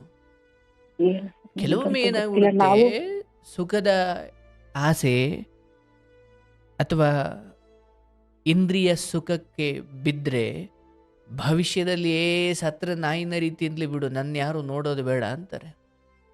ಹೌದು, ಹೌದು. ಅಂದರೆ ಅವರು ಆ ಸುಖವನ್ನು ಯಾರಿಗಾಗಿಯೂ ತ್ಯಜಿಸೋದಿಕ್ಕೆ ತಯಾರಿರೋದಿಲ್ಲ. ಹ್ಮ್. ಈ ಸಮಯದಲ್ಲಿ ನೀವು ನಿಮ್ಮ ಹ್ಮ್. ಮನೆ ಅಥವಾ ನಿಮ್ಮ ಆಸ್ತಿ, ನಿಮ್ಮ ಅಂತಸ್ತು ಅಥವಾ ನಿಮ್ಮ ಎಲ್ಲ ವೈಭೋಗಗಳನ್ನು ಮೀರಿ ಬಿಡುಗಡೆಗೊಳ್ಳುವ ಸಮಯ. ಇವರು ಬಿಟ್ಟು ಹೋಗೋದೇನು ಬಂತು? ನೀವೇ ನಿಧಾನವಾಗಿ ಒಂದೊಂದೊಂದೊಂದೊಂದೊಂದೊಂದನ್ನು ಅಂತರಂಗದಿಂದ ಕಳಚಿಕೊಳ್ಳಿಕ್ಕೆ ಇವೆಲ್ಲವೂ ನಿಮಗೆ ಒಂದು ವೇದಿಕೆ ನಿರ್ಮಾಣ ಮಾಡ್ತವೆ. ಹೌದು. ನಾಳೆ ಇವತ್ತು ಗಂಡನ ಸರದಿ, ನಾಳೆ ಮಕ್ಕಳ ಸರದಿ. ಹೌದು. ಆಯಿತು, ಎಲ್ಲ ಚೆನ್ನಾಗಿ ನೋಡ್ಕೊಳ್ಳಿ, ಅದು ನನ್ನ ಹಾರೈಕೆ ಅಥವಾ ಭಗವಂತನ ಅನುಗ್ರಹ ನಿಮಗಿರಲಿ. ಆದರೆ ಯಾವುದು ಸ್ಥಿರ? ಯಾವ್ದು? ಇವತ್ತು ಗಂಡ ಅನ್ನೋದು ಯಾಕೋ ನನ್ನ ಪರ ಇಲ್ಲ, ಆದರೆ ಮಕ್ಕಳು ಅನ್ನೋದು ನನ್ನ ಪರ ಇದೆ. ಇವೆಲ್ಲ ಉಲ್ಟಾ ಆಗ್ಲಿಕ್ಕೆ ಹೆಚ್ಚು ಸಮಯ ಏನು ಬೇಕಿಲ್ಲ ಅಂತ. ಹೌದು, ಹೌದು. ನೀವೀಗ ನಿಮ್ಮ ದೃಷ್ಟಿಕೋನವನ್ನು ಬದಲಿಸ್ಕೊಳ್ಬೇಕಿದೆ. 50 ಆಗಿದೆ, ಕಡಗಾಲ ಅಂತ ಒಂದು ಕಾಲ ಇಲ್ಲವ ಗೊತ್ತಿಲ್ಲ. ಈಗ ಈ ರಾತ್ರಿಯೇ ಕಡಗಾಲ ಇರ್ಬೋದು, ಯಾರಿಗೂ ಗೊತ್ತು. ಹೌದು, ಹೌದು ಸರ್. ಹಣ್ಣು ಮುದುಕನಾಗಿ, ಚರ್ಮೆಲ್ಲ ಸುಕ್ಕಾಗಿ, ಬಿಳಿ ಕೂದಲಾಗಿ, ಎದ್ದೇಳೋಕ್ಕಾಗದೆ, ಒಂದು ಲೋಟ ನೀರು ತಾಂಡು ಕುಡಿಯೋಕ್ಕಾಗದು, ಅಲ್ಲೆಲ್ಲ ಮಂಚದಿಂದ ಕೆಳಗೆ ಇಳಿಯೋಕ್ಕಾಗದೆ ಇರೋ ಕಾಲ, ಅದು ಕಡಗಾಲ ಅಲ್ಲ. ಕಡಗಾಲ ಅದು ನಿಶ್ಚಯಿಸಲಿಕ್ಕೆ ಸಾಧ್ಯವಿಲ್ಲ. ಪೂರ್ವಭಾವಿಯಾಗಿ ಅದು ನಾಳೆನೇ ಇರ್ಬೋದು, ಈ ದಿನ ರಾತ್ರಿಯೇ ಇರ್ಬೋದಲ್ಲ. ಹೌದು. ಅಂಥ ಕಡಗಾಲಕ್ಕೋಸ್ಕರ ನಾನು ಈ ದಿನವನ್ನು ನರಕ ಮಾಡ್ಕೊಳ್ಳೋದು ಬೇಡ. ಯಾಕಂದರೆ ನಾವು ತುಂಬ ಸಾರಿ ಮುಂದಿನ 5 ವರ್ಷ ಆದಮೇಲೆ ಚೆನ್ನಾಗಿರಬೇಕು ಅಂತ ಆ ಬರೋ 5 ವರ್ಷದವರೆಗೂ ನರಕನೇ ನೋಡ್ಬಿಡ್ತೀವಿ. ಹೌದು. ಯಾಕಂದರೆ ನಾವು ಅಂದ್ಕೊಂಡಿರ್ತೀವಿ ನಮ್ಮ ಆಯಸ್ಸು ನಿಜವಾಗ್ಲೂ 5 ವರ್ಷದವರೆಗೂ ಇದ್ದೇ ಇರುತ್ತೆ ಅನ್ನೋ ಯಾವ ಖಾತ್ರಿ? ಅದು ಭರವಸೆ ಇರ್ಬೋದು, ತೊಂದರೆ ಇಲ್ಲ. ಬಟ್ ಸತ್ಯವಾಗಿಯೂ ಹೇಳಿ, ಇದೆಲ್ಲ ಗಂಡಂದು ಈ ಎಲ್ಲ ಸಮಸ್ಯೆಗಳು ಪರಿಹಾರ ಆದಮೇಲೆ ನಾವೆಲ್ಲ ಒತ್ತಿಗೆ ಚೆನ್ನಾಗಿರ್ತೀವಿ ಅನ್ನೋ ಕಾಲದ ಬಗ್ಗೆ ನೀವು ಭರವಸೆ ಇಡ್ಬೋದು. ಆದರೆ ಖಾತ್ರಿ ಏನಿದೆ ಅಲ್ಲಿವರೆಗೂ ನೀವು ಎಲ್ಲ ಬದುಕಿರ್ತೀರಾ ಅಂತ? ಹೌದು, ಹೌದು. ಅಷ್ಟೊತ್ತಿಗೆ ನೀವು ನಮ್ದೇ ಏಜ್ ಆಗಿರುತ್ತಲ್ಲ ಸರ್. ಏಜ್ ಆಗಿರುತ್ತೆ, ಅದು ಬಿಡಿ. ಯಾರ ಬದಲಾವಣೆಗೋಸ್ಕರ ಕಾಯ್ತಾ ನೀವು ನಿಮ್ಮ ಪವಿತ್ರವಾದ ಅಷ್ಟೋ ಇಷ್ಟೋ ಆಯಸ್ಸನ್ನು ಅಳ್ತಾ ಕೊರಗು ಅಂತ ದೇವ್ರು ಹೇಳಿ ಕಳಿಸಿಲ್ಲ. ಯಾಕಂದರೆ ನಾವು ಎಷ್ಟು ಅಜ್ಞಾನದಲ್ಲಿದ್ದೀವಿ ಅಂದರೆ, ನೀವು ಬಂದಿಯಾಗಿದ್ದೀರಿ, ನೀವು ಗುಲಾಮರಾಗಿದ್ದೀರಿ. ಅವರು ಮಾಲೀಕರು, ನೀವು ಗುಲಾಮರಂತೆ. ಅವರಲ್ಲೇನು ಅಂದರೆ ನೀವು ಇಲ್ಲಿ ವ್ಯಥೆ ಪಡ್ತೀರಿ. ಅಂದರೆ ನಿಮ್ಮ ನಗು ಅಳುವಿನ ರಿಮೋಟ್ ಅವ್ರ ಕೈಲಿದೆ. ಹೌದು. ನಿಮಗೆ ನೆಮ್ಮದಿ ಅಂತ ಒಂದು ಅಸ್ತಿತ್ವವೇ ಇಲ್ಲ. ಅಲ್ಲ, ಅವ್ರು ನಗಿಸಿದ್ರೆ ನಗ್ತೀರಾ, ಅಳಿಸಿದ್ರೆ ಅಳ್ತೀರಾ. ಅಂದರೆ ನೀವೊಂದು ಟಿವಿಗಿಂತ, ನಿರ್ಜೀವ ವಸ್ತುವಿಗಿಂತ ಬೇರೇನೂ ಅಲ್ಲ ನೀವು. ಹೌದು. ಆದರೆ ಒಮ್ಮೆ ಆಲೋಚನೆ ಮಾಡಿ, ಆಯಿತು ನಾನು ಹೆಂಡತಿ ಸ್ಥಾನ ನಿಭಾಯಿಸಿದ್ದಾಯಿತು, ಸೊಸೆ ಸ್ಥಾನ ನಿಭಾಯಿಸಿದ್ದಾಯಿತು, ಈಗ ಮಕ್ಕಳಿಗೆ ತಾಯಿಯಾಗಿ ಯಾಕೋ ಗಂಡ ಈ ವಿಚಾರದಲ್ಲಿ ನನಗೆ ಅನ್ಯಾಯ ಮಾಡ್ತಿರ್ಬೋದು, ಅಥವಾ ಏನೋ ತಪ್ಪು ನಡೀತಾ ಇರ್ಬೋದು, ಅಥವಾ ಅವರು ನನಗೆ ಮಾತಾಡಿಸಿ ಬಹಳ ಕಾಳಜಿಯಿಂದ ನೋಡ್ಕೊಳ್ತೇ ಇಲ್ಲದೆ ಇರ್ಬೋದು. ಆದರೆ ನಾನು ತಾಯಿ ಸ್ಥಾನವನ್ನು ಮರೆಯೋ ಹಾಗಿಲ್ವಲ್ಲ. ಈ ಕಡೆ ಒಂದು ಜವಾಬ್ದಾರಿ ಕಾಯ್ತಾ ಇದೆ ನನಗೆ. ಹೌದು. ಹಾಗಾಗಿ ನಾನೇನು ಹೇಳ್ತೀನಿ, ಈ ವಿಚಾರದಲ್ಲಿ ನಿಮ್ಮ ಯಜಮಾನರು ಅದರಿಂದ ಬಿಡುಗಡೆ ಆಗಿದ್ದಾರಾ, ಬಂದಿಯಾಗಿದ್ದಾರಾ ನೋಡಬ. ಅಂತಿಮವಾಗಿ ತಾನು ಗೊಂತು ಬಿಚ್ಚಿಕೊಂಡು, ಹಗ್ಗ ಬಿಚ್ಚಿಕೊಂಡು ಯಾರ್ಯಾರು ಹೊಲದಲ್ಲೋ ಮೇಯ್ಲಿಕ್ಕೆ ಹೋದರೆ ಅದು ತುಂಬ ದಿನ ಸುಖ ಕೊಡಲ್ಲವ. ಹೌದಲ್ಲ? ಹೌದು ಸರ್. ಅದು ಯಾರಾದರೂ ಅಷ್ಟೇ, ಅದು ನೀವಾದರೂ, ಗಂಡ ಆದರೂ, ಮಗಳಾದರೂ, ನಮಗೆ ಭಗವಂತ ನೀನು ಮೇಯ್ಲೇ ಬೇಡ, ನೀನು ತಿನ್ನಲೇಬೇಡ ಅಂತ ಹೇಳಿಲ್ಲ. ಆದರೆ ಒಂದು ಗೊಂತು ನೆಟ್ಟುಬಿಟ್ಟು ಒಂದು ಅಷ್ಟು ದೊಡ್ಡ ಹಗ್ಗ ಬಿಟ್ಟಿದ್ದಾನೆ, ಇಷ್ಟರಲ್ಲೇ ಓಡಾಡ್ಬೇಕು ನಾವು. ಹೌದು. ಸುಖ ಯಾರಿಗೂ ಬೇಡ ಅಥವಾ ಆ ಇಂದ್ರಿಯ ಸುಖಗಳು ಯಾರಿಗೂ ಬೇಡ, ಆದರೆ ಒಂದು ಮಿತಿ ಇಟ್ಟಿದ್ದಾನೆ ದೇವರು. ನೀನು ಇದನ್ನು ದಾಟಿ ಹೋದರೆ ಒಂದೋ ರಕ್ತಪಾತ ಆಗುತ್ತೆ, ಬೀದಿ ಹೆಣ್ಣಾಗುತ್ತೆ, ಇಲ್ಲ ರೋಗ ಬರುತ್ತೆ, ಏನೋ ಒಂದು ಆಗುತ್ತೆ ಒಟ್ಟಿನಾಗಿ. ನೀವೇನು ಮಾಡಬೇಕು? ನೀವು ಗಂಡ ಜೊತೆ ಬರಲಿ, ಕಾಳಜಿ ಮಾಡಲಿ, ಇವೆಲ್ಲವನ್ನ ನೀವು ಬೇಕಂತಲೇ ತ್ಯಜಿಸಿ ಅವರನ್ನು ಪ್ರೀತಿಸೋದು ಅಂದ್ರೆ ಅದರ ಅರ್ಥ ಅವ್ರು ನಿಮ್ಮನ್ನು ಪ್ರೀತಿಸಲೇಬೇಕು ಅನ್ನೋ ಅನಿವಾರ್ಯತೆ ಇಲ್ಲ. ಹೌದಲ್ಲ? ಹೌದು. ಇದು ಕಾಲೇಜ್ ಹುಡುಗಿರಲ್ಲಿ ಚಂದ, ನಾನು ಪ್ರೀತಿಸ್ತೀನಿ ಸರ್, ಅವಳು ಪ್ರೀತಿಸ್ಬೇಕಲ್ವ ಸರ್. ಪ್ರೀತಿ ಮದುವೆ ಅನ್ನೋ ವಿಚಾರದಲ್ಲಿ ಹೆಚ್ಚು ಗಟ್ಟಿ ಆದ ಮೇಲೆ ಅವರು ಪ್ರೀತಿಸ್ಲಿ ಬಿಡಲಿ, ನಾನು ಅವ್ರನ್ನ ಪ್ರೀತಿಸೋದು ಧರ್ಮ ಅಲ್ವೇ? ಆದರೆ ನಾನೇ ನಿರೀಕ್ಷೆ ಮಾಡ್ತೀನಿ, ನಾನು ಎಷ್ಟು ಮಾಡ್ತಿದ್ದೀನಿ ಸರ್, ನಿಯತ್ತಾಗಿದ್ದೀನಿ, ಅವರು ನನಗೆ ಹಂಗೆ ಇರಬೇಕಲ್ವ. ಹೌದು, ಅದು ಧರ್ಮವೇ ಹೌದು. ಆದರೆ ಪ್ರೀತಿ ಅವಳು ನನಗೆ ಅಥವಾ ಅವನು ನನಗೆ ಕೊಟ್ಟಿಲ್ಲ ಅಂತ ನಾನು ಕೊಡದೇ ಇರುವುದಲ್ಲ ಅದು. ಈಗ ನಿನ್ನ ಮಗು ನಿನಗೆ ದುಡ್ದು ಆಗುತ್ತೋ ಇಲ್ವೋ, ಆಕೆ ಮನೆಗೆ ಬಂದಾಗ ಊಟ ಇಕ್ಕೋದು ಅವಳ ದುಡಿಮೆ ಮೇಲೆ ಸಂಬಂಧಿಸಿದ್ದಲ್ಲ, ಪ್ರೀತಿ ಅದು. ಅವ್ರು ನಿಮಗೆ ನಾಳೆ ಇಟ್ಟು ಹಾಕದೇ ಇರ್ಬೋದು ಅನ್ನೋ ಅಂದಾಜು ಮಾಡ್ಕೊಂಡು ನೀವು ಇವತ್ತೇ ಅವ್ರಿಗೆ ಇಟ್ಟು ಹಾಕದೇ ಇದ್ರೆ ಅದು ಪ್ರೀತಿ ಹೇಗಾಗುತ್ತೆ? ನೋಡವ್ವ, ಈ ಸಮಯದಲ್ಲಿ ನೀನು ನಿನ್ನ ದೃಷ್ಟಿಕೋನವನ್ನು ಬದಲಿಸ್ಕೊಳ್ಬೇಕು. ಇಲ್ಲಿ ಯಾರೂ ದ್ವೇಷಿಗಳಲ್ಲ, ಯಾರೂ ಕೆಟ್ಟವರಲ್ಲ. ಅವರವರ ಕಾಲಕ್ಕೆ ತಕ್ಕಂತೆ ಅವರವ್ರ ಕರ್ಮಕ್ಕೆ ತಕ್ಕಂತೆ ಹಂಗೆ ಬದುಕ್ತಾ ಇದ್ದಾರೆ. ಅವ್ರಿಗೆಲ್ಲೋ ಒಂದು ಕಡೆ ಬುಡ ಸುಟ್ಟಾಗ ಅವರೇ ಬರ್ತಾರೆ. ನೀನು ತುಂಬ ವ್ಯಥೆಪಟ್ಟು ಸ್ಟ್ರೆಸ್ ಮಾಡಿಕೊಂಡು ಆರೋಗ್ಯ ಕೆಡಿಸ್ಕೊಂಡು ನಾಳೆ ಮಗಳದಿರ್ನ ಜೊತೆಲಿ ನಿಂತು ಹಿಂಗೆ ಕಂಡ್ರವ ಸಂಸಾರ ಹಿಂಗೆ, ಗಂಡ ಮಕ್ಳು ಹಿಂಗೆ, ಇದೆಲ್ಲ ನೋಡಬೇಕಾಗಿ 4 ದಿನ ಭಾಳ ಬದುಕಬೇಕಾದವಳು ಈ ವಿಚಾರದಲ್ಲಿ ಕೊರಗಿ ಹೋದ್ರೆ ಆ ಮಕ್ಕಳನ್ನ ಬೀದಿಗೆ ಬಿಟ್ಟಂಗಲ್ವೇ? ಅಂದ್ರೆ ಒಂದು ಯಾವುದೂ ಸಿಗ್ತಿಲ್ಲ ಅಂತ ಕೊರಗ್ತಾ ಇನ್ನೂ 2 ಹೆಣ್ಣು ಮಕ್ಕಳ ಬದುಕಿಗೆ ತಾಯಿಯಾಗಿ ಬಾಣತನ ಮಾಡಿ ಅಥವಾ ಅವರನ್ನು ಒಂದು ದಡ ಸೇರಿಸಿ ಅವರಿಗೆ ತಪ್ಪು ಒಪ್ಪುಗಳಂತಿದ್ದಿ ಅವರನ್ನ ಒಂದು ಕಡೆ ತಾಯ್ತನ ಬಂದ ಮೇಲೆ ಅವರನ್ನ ನೀವು ನಿಮ್ಮ ಪಾಡಿಗೆ ಭೂಮಿಯ ಋಣ ಮುಗಿಸಿ ಹೋಗುತ್ತೀರಾ. ಬಟ್ ಇಲ್ಲಿ ನೀವು ಅದು ಯಾವುದೂ ಆಗಿಲ್ಲ, ಈಗಲೇ ನೀವು ಇಷ್ಟು ರೋಗಿಷ್ಠರಾಗಿ ಮಾನಸಿಕವಾಗಿ ನಿಂತುಕೊಂಡ್ರೆ ಮತ್ತೆ ನಾಳೆ ಆ ಮಕ್ಳ ಕತೆ ಏನು? ಇಲ್ಲ ಸರ್, ನಿಮ್ ಕಾರ್ಯಕ್ರಮ ನೋಡಿ ಎಲ್ಲಾನು ಕೂಡ ಬಿಟ್ಟಿದೀನಿ ಸರ್. ಯಾವ್ದನ್ನು ಅವ್ರಿಗೆ ಯಾವ ತರ ಇಷ್ಟನೋ ಅವ್ರಿಗೆ ಇಟ್ಕೊಂಡು ಹೋಗ್ಲಿ, ನನಗೆ ಕೊಟ್ಟಿರೋಷ್ಟು ಸೇವೆ ನಾನು ಮಾಡ್ತಾ ಇದೀನಿ ಸರ್. ನೀರ್ ತುಂಬಿಸ್ಕೊಡೋದು, ಅವ್ರ ಬಟ್ಟೆ ತೊಳೆದು ಹಾಕೋದು, ಮಡ್ಚಿಡೋದು, ಏನ್ ಸೇವೆ ನನಗೆ ಅಂತ ಕೊಟ್ಟಿದ್ದಾನೋ ಅಷ್ಟನ್ನ ಮಾತ್ರ ಮಾಡ್ಕೊಂಡು ಇನ್ನು ಆದಷ್ಟು ಎಲ್ಲಾ ಲೈವ್ ಕಾರ್ಯಕ್ರಮಗಳನ್ನ ನೋಡ್ಕೊಂಡು ನನ್ನ ಮನಸ್ಸೇ ಬದಲಾಯಿಸ್ಕೊಳ್ತಾ ಇದೀನಿ ಸರ್. ಎಕ್ಸಾಕ್ಟ್ಲಿ. ಈ ಸಮಯದಲ್ಲಿ ನಾನೇನು ಹೇಳ್ತೀನಿ, ಆ ಜೀವ ಏನಿದೆ, ಮನುಷ್ಯ ಪ್ರಯತ್ನ ಎಲ್ಲ ಮುಗಿದಾದ ಮೇಲೆ ಅದಕ್ಕೆ ವಿಧಿಯ ಹೊಡೆತವೇ ಬೇಕು. ಈ ಸಮಯದಲ್ಲಿ ಈತನನ್ನ ಅಥವಾ ಇವರನ್ನ ತಿದ್ದುವ ಭರದಲ್ಲಿ ಈ ಕಡೆ ಮಕ್ಕಳ ಕುರಿತಾಗಿ ನೋಡವ, ಒಂದು ಹಂತ ಆದಮೇಲೆ ಬದುಕಲ್ಲಿ ಇರುವ ಎಲ್ಲ ವಿಚಾರಗಳು ನಮ್ಮಂತೆ ವರ್ಕ್ ಆಗ್ತವೆ ಅಂತ ಇಲ್ಲ. ಬದುಕಲ್ಲಿ ನನಗನ್ಸೋದವ, there is no right, there is no wrong, ಒಳ್ಳೇದು ಕೆಟ್ಟದ್ದು ಅಂತ ಇಲ್ಲ. ನಮಗದು ವರ್ಕ್ ಆಗುತ್ತಾ ನಾವು ಅಷ್ಟು ಮಾತ್ರ ನೋಡ್ಕೊಳ್ಬೇಕು. ಯಾಕೋ ನನಗಿದು ವರ್ಕ್ ಆಗ್ತಿಲ್ಲ, ಓಕೆ ಫೈನ್, ಅದು ಇನ್ನೊಬ್ರಿಗೆ ವರ್ಕ್ ಆಗ್ತಿರ್ಬೋದು, ನನ್ನ ದೃಷ್ಟಿಯಲ್ಲಿ ಅದು ರಾಂಗ್ ಇರ್ಬೋದು, ಇನ್ಯಾರಿಗೂ ಅದು ರೈಟ್. ಅಂದರೆ ಒಂದಂತೂ ಅರ್ಥ ಆಯಿತು, ಓಹೋ ಈ ಜಗತ್ತಲ್ಲಿ ಒಳ್ಳೇದು ಕೆಟ್ಟದ್ದು ಅಂತ ಇಲ್ಲ. ನನಗೆ ಅದರೊಂದಿಗೆ ಚೆನ್ನಾಗಿದೆಯಾ, ವರ್ಕೌಟ್ ಆಗ್ತಿದೆಯಾ ಅಥವಾ ಭಾಳ ಹಿತವಾಗಿದೆಯಾ, ಫೈನ್, ನಾನು ಮುಂದುವರಿಯೋಣ. ಬಟ್ ಅದು ನನ್ನನ್ನು ಹಾಳು ಮಾಡುತ್ತಾ, ಅದು ನನ್ನ ಬೀದಿ ಹೆಣ ಮಾಡುತ್ತಾ, ಅದು ನನ್ನ ನೆಮ್ಮದಿ ಹಾಳು ಮಾಡುತ್ತಾ, ಅದು ನನ್ನ ಹಣ ಕಿತ್ಕೊಳ್ಳುತ್ತಾ, ಅದು ನನ್ನ ಜೀವನ ಕಿತ್ಕೊಳ್ಳುತ್ತಾ, ಫೈನ್, ನನಗದು ವರ್ಕೌಟ್ ಆಗಲ್ಲ ಅಂತ ಆಗ ನಾನು ಹೇಳ್ತೀನಿ ಅದು ತಪ್ಪು ಅಂತ. ಅಂದರೆ ತಪ್ಪು ಸರಿ ಕೇವಲ ನನ್ನ ಅನುಭವದ ಮೇಲೆ ನಿರ್ಧಾರವಾಗ್ತಾ ಇದೆ. ನಿಮಗಿದು ಬೇಡ, ನಿಮಗೆ ಯಾಕೋ ಇದು ವರ್ಕೌಟ್ ಆಗ್ತಿಲ್ಲ, but at the same time ಅದು ಬೇರೆ ಯಾರಿಗೂ ವರ್ಕೌಟ್ ಆಗ್ತಿದೆ, ಮತ್ತು ಅದು ಅವ್ರಿಗೆ ಸರಿ ಆಯ್ತಲ್ಲ. ಅಂದರೆ ಯಾವುದು ಶಾಶ್ವತವಾದ ಸರಿ, ಶಾಶ್ವತವಾದ ತಪ್ಪಿಲ್ಲ. ದೇರ್ ಇಸ್ ಓನ್ಲಿ ನಮ್ಮೊಂದಿಗೆ ಅದು ವರ್ಕೌಟ್ ಆಗ್ತಿದೆಯಾ, ನಮ್ಮೊಂದಿಗೆ ಅದು ಹಿತವಾಗಿದೆಯಾ ಇಲ್ವಾ, ಇಷ್ಟೇ ವಿಚಾರ. ನಾನು ಅದಕ್ಕೆ ಈ ಲೋಕದಲ್ಲಿ ನಾನು ಪಾಲಿಸಿರುವುದು, ಯಾರನ್ನು ಒಳ್ಳೆಯವರು ಕೆಟ್ಟವರು ನಾನು ನಿರ್ಧಾರ ಮಾಡಲ್ಲ. ನನಗದು ಯಾಕೋ ಆಗ್ತಾ ಇಲ್ಲ, ನಾನು ದೂರ ಇಟ್ಟಿದ್ದೀನಿ, ನಾನು ಅದೊಂದು ಕೆಟ್ಟದ್ದು ಅಂತ ಹೇಳಲ್ಲ. ಒಂದು ಸಿಂಹವೋ ಚಿರತೆಯೋ, ನಿಮಗದು ವ್ಯಾಘ್ರ, ನಿಮಗದು ಕೆಟ್ಟದ್ದು, ನಿಮಗದು ರಕ್ತಪಾತ, ಆದರೆ ಆ ಸಿಂಹದ ಮರಿಗೆ ಅದು ತಾಯಿ. ಅಂದರೆ there is no right and there is no wrong. ಈ ಜಗತ್ತಲ್ಲಿ ಅಂಥದ್ದು ಒಳ್ಳೆಯದು ಕೆಟ್ಟದ್ದು ಅಂತ ಏನೂ ಇಲ್ಲ. ನಮಗೆ ನಮ್ಮ ಬುದ್ಧಿಯನ್ನು ಬಳಸಿ ಓಕೆ, ಗಂಡ ಅನ್ನೋದು ಈ ವಿಚಾರದಲ್ಲಿ ನನ್ನ ಒಟ್ಟಾರೆ ಸಮಗ್ರ ಮನೆಯ ನೆಮ್ಮದಿಗಿದು ಅಡ್ಡ ಬರ್ತಾ ಇದೆ.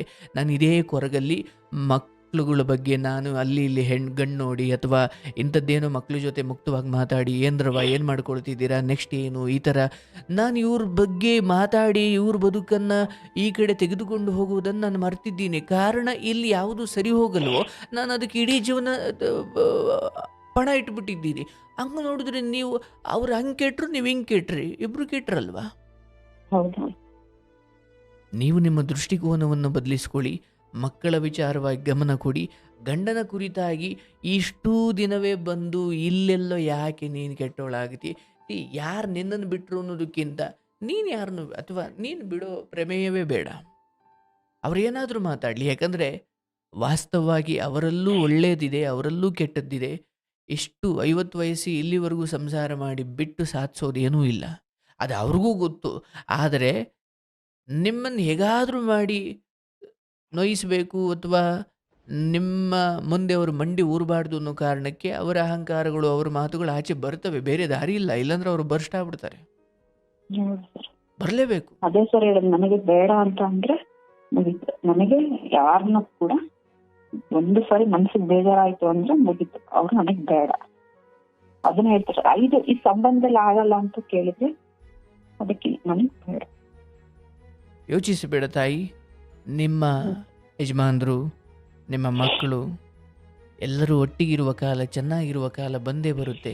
ಆದರೆ ಇವತ್ತು ನೀವು ಪತಿವ್ರತೆಯಾಗಿ ನಿಮ್ಮ ಧರ್ಮ ಏನಿದೆ, ನಿಮ್ಮ ಕರ್ತವ್ಯ ಏನಿದೆ, ನಗ್ದ ಮುಂದುವರಿಸ್ಕೊಂಡು ನೋಡುವ. ಅಯ್ಯೋ ಅವರೆಲ್ಲ ನಂಗೆ ಅನ್ಯಾಯ ಮಾಡಿದ್ರು, ನಾನು ನಿಯತ್ತಾಗಿದ್ದೀನಿ ಅಂತ ಭಕ್ತಿ ಅಥವಾ ನಿಯತ್ತನ್ನು ನಾನು ಪದೇ ಪದೇ ನನಗೆ ನಾನು ಪ್ರಶಂಸೆ ಮಾಡಿಕೊಳ್ಬಾರ್ದು. ಫೈನ್, ನಿಮ್ಗೆ ಅದು ಕರ್ತವ್ಯ ಮಾಡ್ತಾ ಇದ್ದೀರಾ, ಮಾಡಿ. ನೀವು ಅಂದರೆ ಹೀಗಿದ್ರೆ ಇವರು ಕೆಟ್ಟವರು, ಹೀಗಿದ್ರೆ ಇವರು ಒಳ್ಳೆಯವರು ಅನ್ನೋ ಡಿಫ್ರೆನ್ಷಿಯೇಟ್ ಗೊತ್ತಾಗೋದೇ ಇಲ್ಲಲ್ವ. ಆತ ಹಂಗೆ ಹೋಗಿದ್ದಾನೆ, ಹಂಗೆ ಹೋಗೋದು ಒಳ್ಳೇದಲ್ಲ. ಅವ್ರು ಗಂಡ ಹೆಂಗಾದರೂ ಆ ಥರ ಏನೋ ತಪ್ಪು ಮಾಡಿದ್ರು ಕೂಡ ಆಯಿತು, ನಾನು ಕಾದು ನಾನು ನನ್ನ ಸಂಸಾರವನ್ನು ಎಲ್ಲೂ ಕೂಡ ದಾರಿ ತಪ್ಪದ ಹಾಗೆ ಮಕ್ಕಳಿಗೆ ನಾನು ಮನೆಯಲ್ಲಿ ಗಂಡನ ವಿಚಾರ ಸಾವಿರ ನಡೀತಾ ಇರಲಿ, ಮಕ್ಕಳಿಗೆ ನಾನು ಒಳ್ಳೆಯದೇ ಫೀಡ್ ಮಾಡಬೇಕು, ರೈಟ್?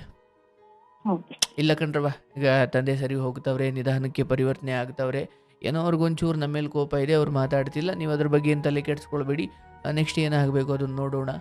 ನೀವು ಒಬ್ಬ ತಾಯಿಯಾಗಿ ಈ ಮಟ್ಟಿಗೆ ಈ ಬದುಕೆಂಬ ಹಡಗನ್ನು ನಿಮ್ಮ ಕಂಟ್ರೋಲಿಗೆ ತೆಗೆದುಕೊಳ್ಬೇಕೇ ಹೊರತು, ಈಗ ಮಕ್ಕಳು ಆ ಹಡಗಲ್ಲಿ ಕೂತಿರೋ ಪ್ಯಾಸೆಂಜರ್ಸ್, ನೀವು ಆ ಹಡಗಿನ ಕ್ಯಾಪ್ಟನ್ ಆಗಿದ್ದೀರಿ.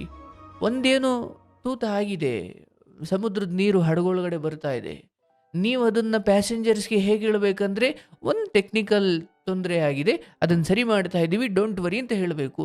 ಅಯ್ಯೋ ನೀರು ಬಂತು ಮುಗೀತು ನಮ್ಮ ಕತೆ ಅಂದ್ರೆ ಮುಗೀತವ್ರ ಕತೆ. ಪ್ಯಾಸೆಂಜರ್ಸ್ಗೆ ಭಯಪಡಿಸದ ಹಾಗೆ ಆ ಹಡಗಿನ ಆ ಪ್ರಯಾಣವನ್ನು ಸುಖಮಯವಾಗಿಸುವುದು ಅದರ ಕ್ಯಾಪ್ಟನ್ ಆಗಿ ನಿಮ್ಮ ಜವಾಬ್ದಾರಿ, ಹೌದಲ್ವೇ? ಹೌದು, ಅಲ್ಲೇನೋ ದೋಷ ಇದೆ, ಅಲ್ಲೇನೋ ತಪ್ಪ ಆಗಿದೆ, ಆದರೆ ಪ್ಯಾಸೆಂಜರ್ಸ್ಗೆ ಭಯಪಡಿಸಬಾರ್ದಲ್ವೇ? ಸೊ ಹಾಗಾಗಿ ನಿಮ್ಮ ಮಕ್ಕಳ ಬದುಕನ್ನು ಕಟ್ಟೋದು ಮತ್ತು ಗಂಡನನ್ನು ಸರಿ ಮಾಡ್ತಾ ಕೂತ್ಕೊಳ್ಳೋದು, ಇವೆರಡು ಬಂದಾಗ ಮಕ್ಕಳ ತಕ್ಕಡಿಯೇ ಹೆಚ್ಚಾಗಬೇಕು. ಅದನ್ನು ಆ ಮೊಗ್ಗು, ಆ ಬೆಳಿತಿರೋ ಹೂಗಳಿಗೆ ನೀವು ಬಾಡಿ ಹೋಗುವಷ್ಟು ಶಾಪವಾಗಬಾರದು. ನೀವು ಪರವಾಗಿಲ್ಲ, ನಾನೀಗ ತುಂಬಾನೇ ನಿಮ್ದೆಲ್ಲ ಕೇಳಿದ್ಮೇಲೆ ಲೈವ್ ಎಲ್ಲ ಕೇಳ್ತಾ ಇರ್ತೀನಿ ಸರ್. ತುಂಬಾನೇ ಕಷ್ಟಪಟ್ಟಿರೋರು ಎಲ್ಲರೂ ಇದಾರೆ, ನಮ್ದು ಯಾವ ತರದ್ದು ಕಷ್ಟ ಅಲ್ಲ. ಆದ್ರೂ ಮಗಳು ಮದ್ವೆ ಅಂತ ಬಂದಾಗ ನನ್ನ ಹತ್ರ ಅಷ್ಟೊಂದು ದುಡ್ಡು ಇಲ್ಲ ಸರ್, ಹಣಕಾಸಿನ ಇದು ನನ್ನ ಹತ್ರ ಇಲ್ಲ ಸರ್ ಮದ್ವೆ ಮಾಡ್ಲಿಕ್ಕೆ. ಅದೊಂದು ಕಾರಣಕ್ಕೆ ನಾನು ಇಲ್ಲಿದ್ದೀನಿ ಸರ್. ಈಗ ಒಬ್ರದಾದ್ರೂ ಮದ್ವೆ ಮಾಡ್ಲಿ, ತೊಂದರೆ ಇಲ್ಲ. ಈಗ ನಾನು ಹೇಳೋದು ಖಂಡಿತ ಈ ಸಮಯದಲ್ಲಿ ಅವರಿಂದ ಏನು ಮಾತು ಬರ್ತವೆ ಅದು ಅವರ ಅಂತಿಮ ಸ್ಥಿತಿ ಅಲ್ಲ, ಆ ಸಮಯಗಳು ಹಂಗಾಗ್ತವೆ. ನೋಡವ, ನಾನು ಒಂದು ಹೇಳೋದು, ನೀವಿದ್ರೂ ಇಲ್ಲದೆ ಹೋದರೂ ಕಂಕಣ ಬಲ ಕೂಡಿ ಬಂದಾಗ ಅದನ್ನ ಯಾರು ತಡೆಯೋಕ್ಕಾಗಲ್ಲ, ರೈಟ್? ನಾನೇನು ಹೇಳ್ತೀನಿ, ಇದ್ರ ಬಗ್ಗೆ ತುಂಬಾ ವರಿ ಮಾಡ್ಕೊಳಕ್ ಹೋಗ್ಬೇಡವ. ಭಗವಂತ ಕಾರ್ಯಕ್ರಮ ನೋಡಿದ್ಮೇಲೆ ತುಂಬಾನೇ ಬದಲಾಗಿದ್ದೀನಿ ಸರ್. ಈಗ ತುಂಬಾನೇ ಬದಲಾವಣೆ ಕಂಡ್ಕೊಂಡಿದೀನಿ ನಾನೀಗ. ನಮ್ದು ಇವತ್ತಿನ ದಿವಸ ನಮ್ದು ಅಷ್ಟೇನೆ, ನಾ ಇರ್ಬೇಕು, ಚೆನ್ನಾಗಿರ್ಬೇಕು ಇರೋ ತನಕ ಅಷ್ಟೇ. ನಾನು ಯಾರಿಗೂ ಅನ್ಯಾಯ ಮಾಡಿಲ್ಲ, ನಾನ್ ನಾನು ಯಾರಿಗೂ ಅನ್ಯಾಯ ಮಾಡಿಲ್ಲ. ಹೌದು ಅವ್ರಿಗೆ ಅದು ಅವ್ರು ಇರೋದಕ್ಕೆ ಅವ್ರಿಗೆ ಆತರ ಇಷ್ಟ ಅಂದ್ರೆ ಅವ್ರ ತರನೇ ಇರ್ಲಿ. ಅವ್ರು ಬದ್ಲಾಗೋದು ಬೇಡ ಅಂತಾನೆ ಇದೀನಿ ಸರ್ ನಾನು. ತೊಂದರೆ ಇಲ್ಲ ಆ ತೊಂದರೆ ತರ ಇಲ್ಲ ತುಂಬಾನೇ ಧೈರ್ಯ ಮಾಡ್ಕೊಂಡು ಇದೀನಿ ಸರ್. ಅವ್ರಿಗೆ ಇರ್ಲವ ಅದೇ ತರ ಇರಕ್ ಇಷ್ಟ ಅಂತ ಅಂದ್ಮೇಲೆ ಹ್ಮ್ ಆ ತರನೇ ಇರ್ಲಿ ಅವರು ಅಂತ. ಯೋಚಿಸಬೇಡಿ, ನಿಮ್ಮ ಯಜಮಾನರು ಕೂಡ ಖಂಡಿತ ಎಲ್ಲವನ್ನು ತಿಳ್ಕೊಂಡು ಬರ್ತಾರೆ. ನಾನು ಭರವಸೆ ಕೊಡಬಲ್ಲೆ, ಮುಂದಿನ 8-10 ತಿಂಗಳು ಈ ವಿಚಾರದಲ್ಲಿ ನಿಮ್ಮ ಮನೆಯಲ್ಲಿ ಒಳ್ಳೆ ಬೆಳವಣಿಗೆಗಳಾಗ್ತವೆ. ಆದರೆ ನಾನು ಹೇಳೋದು, ಬದುಕಿರುವ ಇನ್ನೆಷ್ಟು ಸಮಯವೋ ನಾ ಕಾಣೆ, ಆ ಸಮಯವನ್ನು ಯಾವುದೋ ವ್ಯತೆ ಇಟ್ಟುಕೊಂಡು ಬದುಕೋದು ಬೇಡವ. ಅಂಥ ದರಿದ್ರ ಜೀವನ ನೀನು ಪಡ್ಕೊಂಡಿಲ್ಲ. ಇಲ್ಲ ಇಲ್ಲ ಬದುಕಲ್ಲಿ ಸರ್. ಎಲ್ಲವೂ ಚೆನ್ನಾಗಿರೋರು ಈ ಜಗತ್ತಲ್ಲಿ ಯಾರೂ ಇಲ್ಲ. ಗಂಡ ಚೆನ್ನಾಗಿದ್ದಾರೆ ಆದರೆ ದುಡಿಮೆ ಇಲ್ಲ, ಅಲ್ಲೆಲ್ಲೋ ಹೌದು ಸರ್. ಆಕ್ಸಿಡೆಂಟೋ ಏನೋ ಆಗಿ ಅಲ್ಲೆಲ್ಲೋ ಹಾಸಿಗೆ ಮೇಲೆ ಮಲಗಿದ್ದಾರೆ, ಹೆಂಡತಿ ದುಡ್ದಾಗ್ತಿದ್ದಾಳೆ. ಒಬ್ಬೊಬ್ರದ್ದು ಒಂದೊಂದು ಸಮಸ್ಯೆ. ಮಕ್ಕಳು ದಾರಿ ಹೌದೌದು ಸರ್. ತಪ್ಪಿರ್ತಾರೆ, ಇಲ್ಲ ಗಂಡ ದಾರಿ ತಪ್ಪಿರ್ತಾರೆ, ಇಲ್ಲ ಹೆಂಡತಿ ದಾರಿ ತಪ್ಪಿರ್ತಾಳೆ. ಈಗ ನಿಮ್ ನೋಡಿ ಉಣ್ಣು ತಿನ್ನೋದ್ರಲ್ಲಿ ಎಲ್ಲಾ ತರದಲ್ಲೂ ತುಂಬಾ ಚೆನ್ನಾಗಿದ್ದೀವಿ ಸರ್. ಹಣಕಾಸಿಂದ ಯಾವ್ದು ತೊಂದರೆ ಇಲ್ಲ ಸರ್. ಈಗ ತುಂಬಾನೇ ಕಷ್ಟಪಟ್ಟ ಮೇಲೆ ಬಂದಿರೋದು. ಅದಕ್ಕೆ ಒಂದೊಂದು ಹೊತ್ತಿನ ಊಟಕ್ಕೂ ಕೂಡ ಇರ್ತಿಲ್ಲ ಸರ್ ಅವಾಗೆಲ್ಲ. ಆಯ್ತು, ಅವೆಲ್ಲವನ್ನು ದಾಟಿ ಬಂದಿದ್ದೀರಿ. ಆದರೆ ಸತ್ಯ ಏನು ಗೊತ್ತೇನು, ಈ ಎಲ್ಲವೂ ಕೂಡ ನೀವು ಇಲ್ಲೇ ಪಡ್ಕೊಂಡಿದ್ದು ಇಲ್ಲೇ ಬಿಟ್ಟು ಹೋಗಬೇಕು. ಹೌದಾ? ನಾವು ಒಂದು ಹಂತದವರೆಗೂ ಅಂದ್ಕೊಂಡಿರ್ತೀವಿ, ಓ ಇದನ್ನು ಸಂಪಾದಿಸಿ ಇದನ್ನು ಸಂಪಾದಿಸಿ ಇದನ್ನು ಸಂಪಾದಿಸಿ ಇದೆಲ್ಲ ಪಡ್ಕೊಂಬಿಟ್ಟು ನಾನು ಖುಷಿಯಾಗಿದ್ದು ಬಿಡೋಣ. ಅವೆಲ್ಲ ಪಡ್ಕೊಂಡ ಮೇಲೆ ಅನಿಸುತ್ತೆ, ಓಹೋ ಇದರಲ್ಲೂ ಖುಷಿ ಇಲ್ಲ ಅಂತ. ಅದಕ್ಕೆ ಹೌದು. ದೊಡ್ಡವರು ಹೇಳ್ತಾರೆ, ನಿಮ್ಮ ಅಂತರಂಗದಲ್ಲಿ ಎಲ್ಲಿಯವರೆಗೂ ತೃಪ್ತಿ, ಸಾಕಪ್ಪ ನನಗೆ ಇನ್ನೇನು ಬೇಡ, ನಾನು ಇಷ್ಟರಲ್ಲೇ ಖುಷಿಯಾಗಿದ್ದೀನಿ, ನನಗೆ ಬೇರೆಯವರು ಅದೆಷ್ಟೇ ಸಂಪಾದಿಸಿದ್ರು ಸೂಪರ್ ಕಂಡ್ರೆ ಒಳ್ಳೇದಾಗಲಿ ಅಂತ ಹೇಳಿಬಿಡ್ತೀನಿ ಹೊರತು ನಾನಷ್ಟು ಮಾಡಲಿಲ್ವಲ್ಲ ಅನ್ನೋ ಅತೃಪ್ತಿ ನನಗೆ ಬೇಡ. ಎಲ್ಲಿಯವರೆಗೂ ನನಗೆ ತೃಪ್ತಿ ಅನ್ನೋದು ಬರೋದಿಲ್ವೋ, ನೀವೆಷ್ಟು ಸಂಪಾದಿಸಿದ್ರು, ಎಷ್ಟು ಆಸ್ತಿಗೆ ಒಡೆಯರಾದರೂ, ಎಷ್ಟು ಮನೆಗೆ ಒಡೆಯರಾದರೂ, ನೀವಿನ್ನಷ್ಟು ಬಡವರಾಗ್ತೀರಿ ಅಂತರಂಗದಿಂದ. ಆಯ್ತು. ಯಾಕಂದರೆ ಅದಕ್ಕೊಂದು ಕೊನೆ ಇಲ್ಲ. ಸಂಪಾದಿಸಿ, ಆದರೆ ಅಂತಿಮವಾಗಿ ಎಲ್ಲವನ್ನು ಅನುಭವಿಸಬೇಕು. ಆದರೆ ಅನುಭವಿಸುವ ಆ ವೇಳೆಯಲ್ಲೇ ಇದೆಲ್ಲ ಬಿಟ್ಟು ಹೋಗಲೇಬೇಕು ಅನ್ನೋ ಎಚ್ಚರದಿಂದ ಅನುಭವಿಸಬೇಕು. ಅಂಟಿಸ್ಕೊಳ್ಬಾರ್ದು ಯಾವುದನ್ನು. ಹೌದೌದು. ಗಂಡನ ಸೇವೆ ಮಾಡ್ತಿದ್ರಿ ಅಂಟಿಸ್ಕೊಳ್ಬೇಡಿ, ಮಕ್ಕಳು ಸೇವೆ ಮಾಡ್ತಿದ್ರೆ ಅಂಟಿಸ್ಕೊಳ್ಬೇಡಿ. ಯಾಕೆ ಒಂದಿವ್ಸ ಬಿಡಿಸ್ಕೊಳ್ಳೋದು ಕಷ್ಟ ಆಗ್ಬಿಡುತ್ತೆ. ಹೌದೌದು. ಯಾಕಂದರೆ ಯಾರೂ ಇದ್ದಂತಿರಲ್ಲ, ಯಾವುದೂ ಇದ್ದಂತಿರಲ್ಲ, ಎಲ್ಲವೂ ಪರಿವರ್ತನೆಗೊಳಪಟ್ಟಿದೆ. ಅವರು ನಿಮ್ಮ ಗಂಡನ ಕಡೆ ಅಕ್ಕ ತಂಗಿದಿರು ಯಾರೋ ಬಂದ್ರೆ ಖುಷಿಯಾಗಿರಿ, ನಿಮ್ಮ ಕಡೆಯವ್ರು ಯಾರೋ ಬಂದ್ರೆ ಖುಷಿಯಾಗಿರಿ. ಖುಷಿ ನನ್ನವರು ತನ್ನವರು ಅಂತ ನೋಡಿಕೊಡೋದಲ್ಲ, ಅದು ಎಲ್ಲ ಜೀವಿಗಳಿಗೂ ಕೊಡಬೇಕಾದಂಥ ಅಮೂಲ್ಯವಾದ ವಸ್ತು. ಹ್ಮ್. ಬಟ್ ನಾವು ಬೌಂಡ್ರಿ ಎಳ್ಕೊಂಡ್ಬಿಟ್ಟಿದ್ದೀವಿ. ಇವರು ಬಂದರೆ ನಾವು ಖುಷಿಯಾಗಿರ್ತೀವಿ, ಇವರು ಬಂದರೆ ನಾವು ಖುಷಿಯಾಗಿರಲ್ಲ. ನೀವೆಲ್ಲರಿಗೂ ಸನ್ಯಾಸಿ ಥರ ಕಾಣಬೇಕು. ಅಯ್ಯೋ ಅವಳಿಗೆ ಮೇಲೂ ಕೀಳೇ ಇಲ್ಲಪ್ಪ, ಯಾರು ಹೋದರೂ ಅಷ್ಟೇ ಚೆನ್ನಾಗಿ ಮಾತಾಡಿಸ್ತಾಳೆ, ಅವಳೇನು ಸನ್ಯಾಸಿ, ನಾನು ಪರವಾಗಿಲ್ಲ, ನನ್ನ ಆನಂದಕ್ಕೆ ನಾನು ಹಾಗೆ ಬದುಕಬೇಕು. ಅಯ್ಯೋ ಇವ್ರನ್ನ ಕಂಡ್ರಿಷ್ಟ ಇಲ್ಲ, ಇವ್ರ ಕಂಡ್ರಿಷ್ಟ ಅಂತ ಈ ಪಟ್ಟಿ, ಇಷ್ಟ ಕಷ್ಟದ ಪಟ್ಟಿ ಆದಷ್ಟು ನಿನಗೆ ದುಃಖ. ಹೌದೌದು.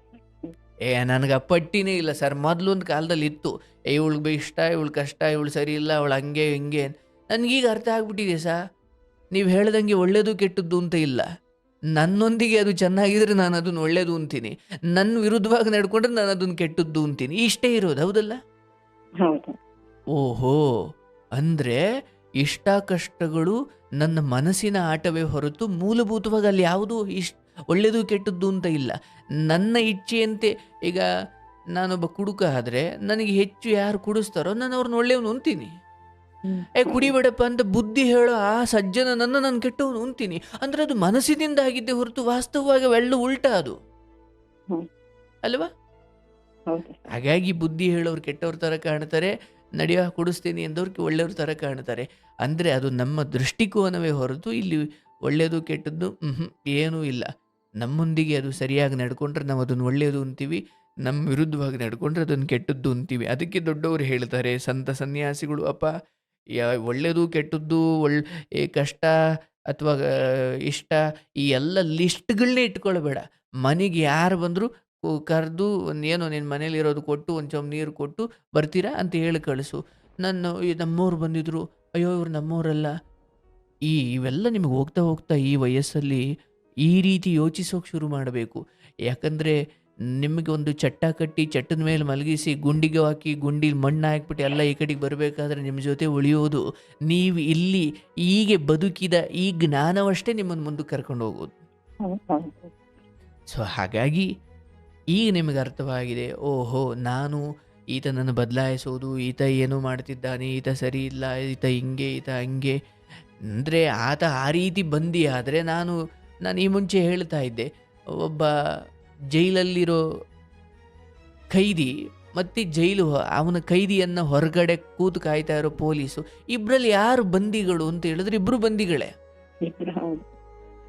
ಅವನ ದೃಷ್ಟಿಯಲ್ಲಿ ಅವನು ಕಾಯ್ತಾ ಕೂತು ಇವನು ಅವನಿಗೆ ಕಟ್ಟಾರೆ, ಅವ್ನು ಇವನಿಗೆ ಕಟ್ಟಾರೆ, ಇಬ್ರು ಜೈಲಲ್ಲೇ ಇದ್ದಾರೆ ಇಬ್ರು. ಆದ್ರೆ ಮೇಲ್ನೋಟಕ್ಕೆ ಏನು ಕಾಣುತ್ತೆ, ಅವನು ಕೈದಿ ಇವನು ಪೊಲೀಸು ಅಲ್ವಾ? ಅದಕ್ಕೆ ನೋಡಿ, ಯಾರೋ ಒಬ್ಬ ಒಂದು ಹಸುವಿಗೆ ಹಗ್ಗ ಕಟ್ಟಿ ಎಲ್ಲೋ ಹೊಲದ ಹತ್ರ ಎಳ್ಕೊಂಡು ಅಥವಾ ಕಾಡಿನ ಕಡೆ ಎಳೀತಾ ಇದ್ದಾನೆ, ಹಸ ಬರ್ತಾ ಇಲ್ಲ. ಅಲ್ಲಿ ಯಾರೋ ಒಬ್ಬ ಸನ್ಯಾಸಿ ಕೇಳ್ದ ಜನರನ್ನ, ಅಲ್ಲ ಈ ಹಸುಗೆ ಹಗ್ಗ ಕಟ್ಟಿ ಎಳೀತಾ ಇದ್ದಾರೋ ಅಥವಾ ಆ ಮನುಷ್ಯನಿಗೂ ಅಂದಾಗ ಜನ ಹೇಳ್ತಾರೆ, ಇಲ್ಲ ನನಗನ್ಸುತ್ತೆ ಹಸುವನ್ನು ಮನುಷ್ಯನಿಗೆ ಕಟ್ಟಿದ್ದಾರೆ ಅಂತ ಕಾಣಿಸ್ತಾ ಇದೆ. ಯಾಕೆ? ಆ ಹಸುವಿಗೆ ಕಟ್ಟಿರುವುದು ಸ್ಥೂಲ ಹಗ್ಗ, ಅಂದರೆ ಕಣ್ಣಿಗೆ ಕಾಣೋ ಹಗ್ಗ. ಆದರೆ ಆ ಮನುಷ್ಯನಿಗೆ ಕಟ್ಟಿರುವುದು ಕಣ್ಣಿಗೆ ಕಾಣದ ಸಂಬಂಧ ಅನ್ನೋ ಹಗ್ಗ.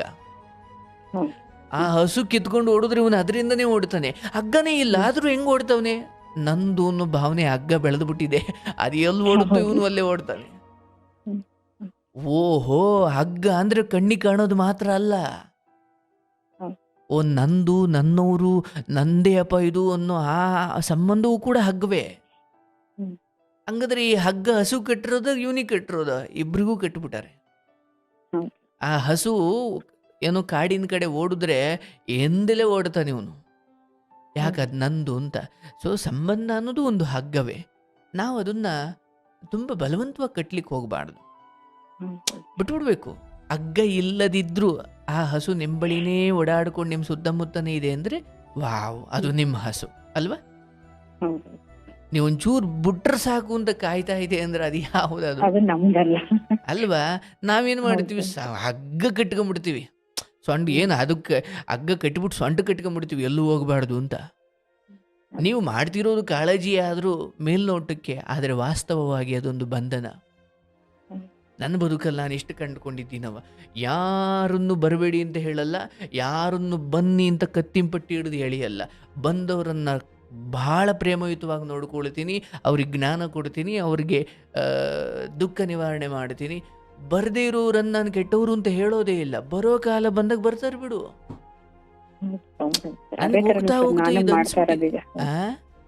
ಅದೇ ತರನೇ ಸರ್ ನಾನು ಮಾಡ್ತಾ ಇರೋದು. ಬಂದವ್ರನ್ನ ಯಾಕೆ ಬಂದೆ ಅಂತ ಕೇಳಬೇಡ, ಬರದೇ ಇರೋರನ್ನ ಯಾಕೆ ಬಂದಿಲ್ಲ ಅಂತ ಕೇಳಬೇಡವ.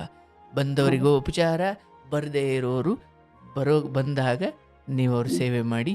ಈಗ ಇದು ಯಾವುದೂ ತಲೆಯಲ್ಲಿ ಇಟ್ಟುಕೊಳ್ಬೇಡಿ. ನಿಮಗೆ ನೀವು ಮಕ್ಕಳ ಬದುಕಿನ ಕುರಿತಾಗಿ ಮನೆಯ ವಾತಾವರಣ ಏನೇ ಇರಲಿ ಆಯಿತು, ಗಂಡನ ವಿಚಾರದಲ್ಲಿ ನೀವು ಊಟ ತಿಂಡಿ ಕೊಡ್ತೀರಿ ಅಥವಾ ಕೇಳಿದ್ರ ಕೊಡಿ, ಇಲ್ವಾ ನಿಮ್ಮ ಪಾಡಿ ನೀವು ಊಟ ಮಾಡ್ಕೊಂಡು ಆರಾಮಾಗಿರಿ. ಬರುತ್ತೆ, ಅಂಥ ದಿನನೂ ಬರುತ್ತೆ. ಬಟ್ ಬಿಡುಗಡೆ ನಾನು ಬಿಟ್ಬಿಡ್ತೀನಿ, ಅದು ಮಾಡ್ತೀನಿ, ಅವೆಲ್ಲ ಈ ವಯಸ್ಸಲ್ಲಿ ಒಳ್ಳೆಯದಲ್ಲ, ಆಗೋದು ಇಲ್ಲ ಅಂತ ಅವ್ರಿಗೂ ಗೊತ್ತು, ಎಲ್ರಿಗೂ ಗೊತ್ತು. ಬಟ್ ಏನು ಮಾಡಲಿಕ್ಕಲ್ಲ, ಮಾತುಗಳು ಬರ್ತವೆ. ನೀವು ಅದನ್ನು ಸಹನೆ ಮಾಡಿ ಕೃಷ್ಣನಿಗೆ ಅರ್ಪಣೆ ಮಾಡಿ, ನಿಮಗದರಿಂದ ಯಾವ ತೊಡಕು ಆಗದೆ ಇರಲಿ. ಆಯ್ತಾ? ಒಳ್ಳೇದಾಗ್ಲವ, ಗೊತ್ತಾಯ್ತಲ್ಲ ನಾನು ಹೇಳಿದ್ದೆಲ್ಲ ನಿಮ್ಮ ಕಾರ್ಯಕ್ರಮದಿಂದನೇ ತುಂಬಾನೇ ತಿಳ್ಕೊಂಡಿದ್ದೀನಿ ಸರ್. ನನ್ಗೆ ಆದಷ್ಟು ಅರ್ಧದಷ್ಟು ತಲೆನೋವು ಎಲ್ಲ ಇಲ್ಲವೇ ಇಲ್ಲ ಸರ್. ಆರಾಮಾಗಿ ಮಲ್ಕೊಳ್ತೀನಿ ಈಗ. ಆರೋಗ್ಯ, ನನ್ನ ಆರೋಗ್ಯ ನಾನ್ ಚೆನ್ನಾಗಿದ್ರೆ ನನ್ನ ಮಕ್ಕಳು ನೋಡ್ಕೋಬಹುದು ಸರ್. ನನಗಿರೋದು ಇನ್ನೇನು ಇಲ್ಲ. ಶಬಾಷ್.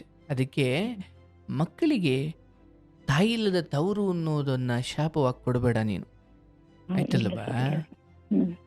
ಅದೊಂದು ಪಾತ್ರ, ಅದೊಂದು ಪಾರ್ಟ್ ಇನ್ನೂ ಹಾಗೆ ಬಾಕಿ ಇದೆ. ನೀವು ಬೇರೆ ಎಲ್ಲ ನಿಭಾಯಿಸಿದೀವ, ತೊಂದರೆ ಇಲ್ಲ. ಈಗ ನೀನೇನು ಕೇಳ್ತಿರೋದು ಅದು ಎಕ್ಸ್ಟ್ರಾ ಅಲ್ವಾ?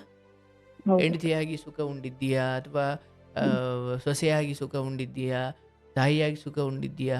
ಬಟ್ ಆ ಹೆಣ್ಣುಮಕ್ಕಳು ಮದುವೆಯಾಗಿ ಹೋದ ಕಾಲದಲ್ಲಿ ಈ ಕಡೆಯಿಂದ ತವ್ರ ಮನೆಯಿಂದ ಬಾ ಹೋಗು ಅನ್ನೋರು ಯಾರೂ ಇಲ್ಲ. ಗಂಡ ನೋಡಿದ್ರೆ ಹಿಂಗೆ, ಆ ಹೆಣ್ಣುಮಕ್ಕಳು ಅನಾಥರು ಅಂತ ಅನ್ನಿಸ್ಬಾರ್ದು ಅವ್ರಿಗೆ. ಅದು ಒಂದೇ ಧ್ಯೇಯ ನಿಂದು ಜೀವನದಲ್ಲಿ. ಬಿಟ್ಬಿಡು, ಇದು ಯಾವುದು ಅಲ್ಲಿ ಎಲ್ಲ ತುಂಬ ಕೊರಗುತ್ತಾ ಕೂರ್ಲಿಕ್ಕೆ ಅದಂಥ ಯೋಗ್ಯವಾದ ಸಂಗತಿಗಳು ಏನಲ್ಲ. ಅದು ಬಿಟ್ಬಿಡು. ಆ ವಿಚಾರವನ್ನು ಮರೆತು ಗಂಡನಿಗೆ ಪ್ರತಿ ಸಾರಿ ಭಗವಂತನ ಕುರಿತು ಆರೈಕೆ ಮಾಡಿ ಅಥವಾ ಪ್ರಾರ್ಥಿಸಿ ಅವರಿಗೆ ಸದ್ಬುದ್ಧಿ ಕೊಡಪ್ಪ, ನನಗಾಗಿ ಅಲ್ಲ, ಮತ್ತಲ್ಲಿ ಹೌದು ಸ್ವಾರ್ಥ ಸರ್. ಬೇಡ, ಇಲ್ಲ ಇಲ್ಲ ಸರ್, ನನಗಾಗಿ ಮನೆ ಅಲ್ಲ. ಮನೆ ಸರ್, ನಮ್ಮ ಮನೆ ಅಷ್ಟೇನೆ ನಾನು ಕೇಳ್ತಾ ಇರೋದು. ಮನೆಯಲ್ಲಿ ಶಾಂತಿ ನೆಮ್ಮದಿ ಕೊಡಪ್ಪ. ನನ್ಗೆಲ್ಲಾ ಕೇಳಿದಕ್ಕಿಂತ 2 ಪಟ್ಟು 3 ಪಟ್ಟು ಜಾಸ್ತಿ ಕೊಟ್ಟಿದ್ದಾನೆ ಸರ್ ದೇವ್ರು. ಹ್ಮ್ ನಾನ್ ನಂಬಿರೋ ದೇವ್ರು ನಾನು ಕೇಳಿದ್ದಕ್ಕಿಂತನೂ ತುಂಬಾನೇ ಜಾಸ್ತಿ ಕೊಟ್ಟಿದ್ದಾನೆ ಸರ್. ಇನ್ನು ಮುಂದೆ ನನಗೆ ಏನ್ ಒಳ್ಳೇದು ಅಂತ ಅವನಿಗೆ ಏನ್ ಗೊತ್ತಾಗುತ್ತೋ ಅದನ್ನೇ ನನಗೆ ಕೊಡ್ತಾರೆ ಅನ್ನೋ ನಂಬಿಕೆಯಿಂದ ಜೀವನ ಮಾಡ್ತಾ ಇದ್ದೀನಿ ಸರ್. ಆಯ್ತು, ಎಲ್ಲ ಒಳ್ಳೇದಾಗುತ್ತೆ, ಭಯ ಬೀಳಬೇಡವ, ಧೈರ್ಯವಾಗಿರು. ನಿನ್ನ ಮಕ್ಕಳಿಗೂ ಒಳ್ಳೆ ದಾರಿ ಸಿಗಲಿ, ಒಳ್ಳೆ ಇಲ್ಲ ಮನೆತನಕ್ಕೆ ಸರ್, ನಿಮ್ಮ ಸೇರುವಂತ. ಕಾರ್ಯಕ್ರಮದಿಂದಾನೇ ತುಂಬಾನೇ ಧೈರ್ಯ ತಂದ್ಕೊಂಡಿದೀನಿ ಸರ್. ಎಷ್ಟರ ಮಟ್ಟಿಗೆ ಈಗ ಮಾತಾಡ್ತಿದ್ದೀನಿ ಅಂತಂದ್ರೆ ನಿಮ್ಮ ಕಾರ್ಯಕ್ರಮನೇ ಸರ್. ತುಂಬಾನೇ ತಿಳ್ಕೊಂಡಿದ್ದೀನಿ ಎಲ್ಲಾನು ಕೂಡ, ಸಂತೋಷ. ಅಂತಿಮವಾಗಿ ಕೇಳಿಸ್ಕೊಳ್ತೀನಿ ಎಲ್ಲಾನು ಕೂಡ. ಹೆಣ್ಮಕ್ಳ ಕತೆ ಎಲ್ಲ ಕೇಳಿಸ್ಕೊತೀರಿ ಹೌದು ಸರ್, ಹೌದು.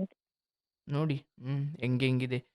ಆ, ನನಗೆ ಏನನ್ಸುತ್ತೆ ಅಂದರೆ, ನೀವು ಸ್ವಲ್ಪ ಆರೋಗ್ಯವಾಗಿರಿ. ಮುಂದೆ ನಿಮ್ಮ ಮನೆಯ ಸುದಿನಗಳನ್ನು ಖಂಡಿತ ನೀವು ಕಾಣ್ತೀರಿ. ಆರೋಗ್ಯ ಕೆಡಿಸ್ಕೊಂಡು ಇನ್ನೊಬ್ರಿಗೆ ಭಾರ ಆಗಬಾರ್ದು, ಆಯ್ತಲ್ಲ? ಹೌದು ಸರ್. ಶುಭವಾಗಲಿ ತಾಯಿ. ದೇವರು ನಿಮಗೆ ಎಲ್ಲ ರೀತಿಯ ಆಯಸ್ಸು, ಆರೋಗ್ಯ, ನೆಮ್ಮದಿ ಕೊಟ್ಟು ಎಲ್ಲ ವಿಚಾರಗಳನ್ನು ಎದುರಿಸಿ ನಿಲ್ಲುವ ಶಕ್ತಿಯನ್ನು ದೇವರು ಕೊಡ್ತಾನೆ. ಸಾವಿನ ಕಡೆ ಮುಖ ಬೇಡ ಅಥವಾ ಜಿಗುಪ್ಸೆ ಬೇಡ, ಭರವಸೆ ಕಡೆ ಗಮನ ಕೊಡಿ. ಭಗವಂತ ಇದ್ದಾನೆ. ಎಲ್ಲರೂ ಮೋಸ ಮಾಡಿದ್ರು ಅವನನ್ನು ನಂಬಿದವರನ್ನು ಕೈ ಬಿಡೋದಿಲ್ಲ. ಆ ಶಕ್ತಿಯನ್ನು ನಿಮ್ಮ ಸನ್ನಡತೆಯ ಮೂಲಕ, ಮೌನ, ತಾಳ್ಮೆ, ಸಹನೆ, ನಗುಮುಖ ಇಂಥ ವಿಚಾರಗಳನ್ನು ಕೇಳ್ತಾ ನಿಮ್ಮ ಮುಂದಿನ ಬದುಕನ್ನು ಕಳೆದುಬಿಡಿ. ಕೂಗಾಡಿ ಕಿರ್ಚಾಡಿ ಪ್ರಯೋಜನ ಇಲ್ಲ. ಇಲ್ಲ ಇಲ್ಲ ಸರ್, ಶುಭವಾಗಲಿ ಧನ್ಯವಾದ ಸರ್. ಆ? ತುಂಬಾ ಧನ್ಯವಾದಗಳು ಸರ್. ನನಗೆ ಒಳ್ಳೆದಾಗ್ಲಿ. ಕರೆಕ್ಟ್ ಸಿಕ್ಕಿದಾಗ ಮಾತನಾಡಕ್ಕೆ ಏನ್ ಮಾತಾಡ್ಬೇಕಂತಾನೆ ಗೊತ್ತಾಗ್ತಾ ಇರ್ಲಿಲ್ಲ ನನಗೆ. ಹ್ಮ್ ತುಂಬಾ ಧೈರ್ಯ ತುಂಬಾ ಬಂತು ಚೆನ್ನಾಗಿ ಸರ್. ಮಾತಾಡಿದ್ರಿ. ಒಳ್ಳೇದಾಗ್ಲವ, ಶುಭವಾಗ್ಲಿ. ಆಯ್ತು ಸರ್. ಗೋವಿಂದ. ನೋಡಿ ಪಾಪ, ಅವರ ಯಜಮಾನ್ರಿಗೆ ಭಗವಂತ ಒಳ್ಳೇದು ಮಾಡಲಿ. ಹಂಗೇನಾದರೂ ಕೆಲವು ತಪ್ಪುಗಳಿದ್ದರೆ ದಯವಿಟ್ಟು ತಿದ್ದುಕೊಳ್ಳಿ. ಇಲ್ಲಿ ಸರಿ ತಪ್ಪುಗಳನ್ನು ಸಾಧಿಸ್ತಾ ಕೂರುವಷ್ಟು ಜೀವನ ದೊಡ್ಡದಿಲ್ಲ. ಎಂಥ ಸಾಧನೆ ಮಾಡಿದ್ರೂ ಮರೆತು ನಾಳೆ ದಿನ ಕಾಲಿಡಲೇಬೇಕು. ಏನೇ ತಪ್ಪುಗಳಾದರೂ, ನಷ್ಟ ಆದರೂ ಮರೆತು ನಾಳೆ ದಿನಕ್ಕೆ ಕಾಲಿಡಲೇಬೇಕು. ನಾವೆಲ್ಲ ಸಂಭ್ರಮಿಸ್ತೀವಿ, ನಾನು ಗೆದ್ದೆ, ನಾನು ಸೋತೆ, ಅದು ಇದು ಅಂತ ದುಃಖ ಸುಖವನ್ನು ಪಡ್ತಾ ಇರ್ತೀವಿ. ಆದರೆ ವಾಸ್ತವವಾಗಿ ಯೋಚನೆ ಮಾಡಿ ನೋಡಿ, ಒಂದು ಗೆಲುವು ಆ ದಿನ ನಿಮಗೆ ಹಸಿವಾಗದೇ ಇರೋ ಥರ ಮಾಡಲ್ಲ, ಅಥವಾ ಆ ತಿಂಗಳು ನಿಮಗೆ ಹೊಟ್ಟೆ ಹಸಿದೇ ಇರೋ ಥರ ಮಾಡಲ್ಲ. ಗೆಲ್ದ್ರಿ ಸೋಲ್ದ್ರಿ, ಹೊಟ್ಟೆ ಇಟ್ಟು ಕೇಳುತ್ತೆ. ದೇಹ ಆಯಾಸವಾಗುತ್ತೆ, ನಿದ್ದೆ ಅನ್ನೋದು ಬೇಕೇ ಬೇಕು. ದೇಹದ ಧರ್ಮ ಸೌದು ಒಂದು ದಿವಸ ಅದು ಮಣ್ಣಾಗಲೇಬೇಕು. ಗೆದ್ದವನೇನು ಹಂಗೆ ಉಳಿತಾನ? ಇಲ್ಲ, ಅವನು ಮಣ್ಣಾಗ್ತಾನೆ, ಸೋತವನು ಮಣ್ಣಾಗ್ತಾನೆ. ಹಾಗಾದರೆ ಹೆಂಗೂ ಮಣ್ಣಾಗುವುದೇ ಅಲ್ವಾ ಅಂತ ಸುಮ್ಮನಿರ್ಬೇಕಾ? ಇಲ್ಲ. ಹಾಗೆ ಮಣ್ಣಿಂದಲೇ ಬಂದಿರುವ ಈ ದೇಹ ಮಣ್ಣಿಗೆ ಹೋಗುವ ಮುನ್ನ ನಮ್ಮ ಕಣ್ಣುಗಳನ್ನು ತೆರೆದು ಹೃದಯ ಭಾವನೆಗಳನ್ನು, ಮಧುರ ಭಾವನೆಗಳನ್ನು ಹೃದಯದಲ್ಲಿ ತುಂಬಿಕೊಂಡು ಮಣ್ಣಿಗೆ ಹೋಗುವ ಮುನ್ನ ಮಹಾತ್ಮನಂತೆ ಬದುಕಬೇಕು. ಆ ಮಣ್ಣು ಕೂಡ ನಿಮ್ಮನ್ನ ಬಿಗಿದಪ್ಪಿಕೊಂಡು ಎಂತಹ ಮಹಾತ್ಮ ನನ್ನೊಳಗಡೆ ಬಂದು ಸೇರ್ಕೊಂಡಪ್ಪ ಅಂತ ನಿಮ್ಮ ದೇಹವನ್ನು ಆ ಮಣ್ಣು ಕೂಡ ಪ್ರೀತಿಯಿಂದ ಅಪ್ಪಿಕೊಳ್ಬೇಕು. ಅಂತಹ ಬದುಕನ್ನು ಬದುಕಬೇಕು. ಅದಕ್ಕೆ ತೊಡಕಾಗಿ ಬರುತ್ತೆ ಸಂಸಾರ. ಏನು ಮಾಡಲಿಕ್ಕಾಗಲ್ಲ, ಅದು ನನ್ನನ್ನು ಬಿಟ್ಟಿದ್ದಲ್ಲ, ನಿಮ್ಮನ್ನು ಬಿಟ್ಟಿದ್ದಲ್ಲ. ಬಟ್ ಹೋಗ್ತಾ ಹೋಗ್ತಾ ತಿದ್ದುಕೊಳ್ಳೋಣ.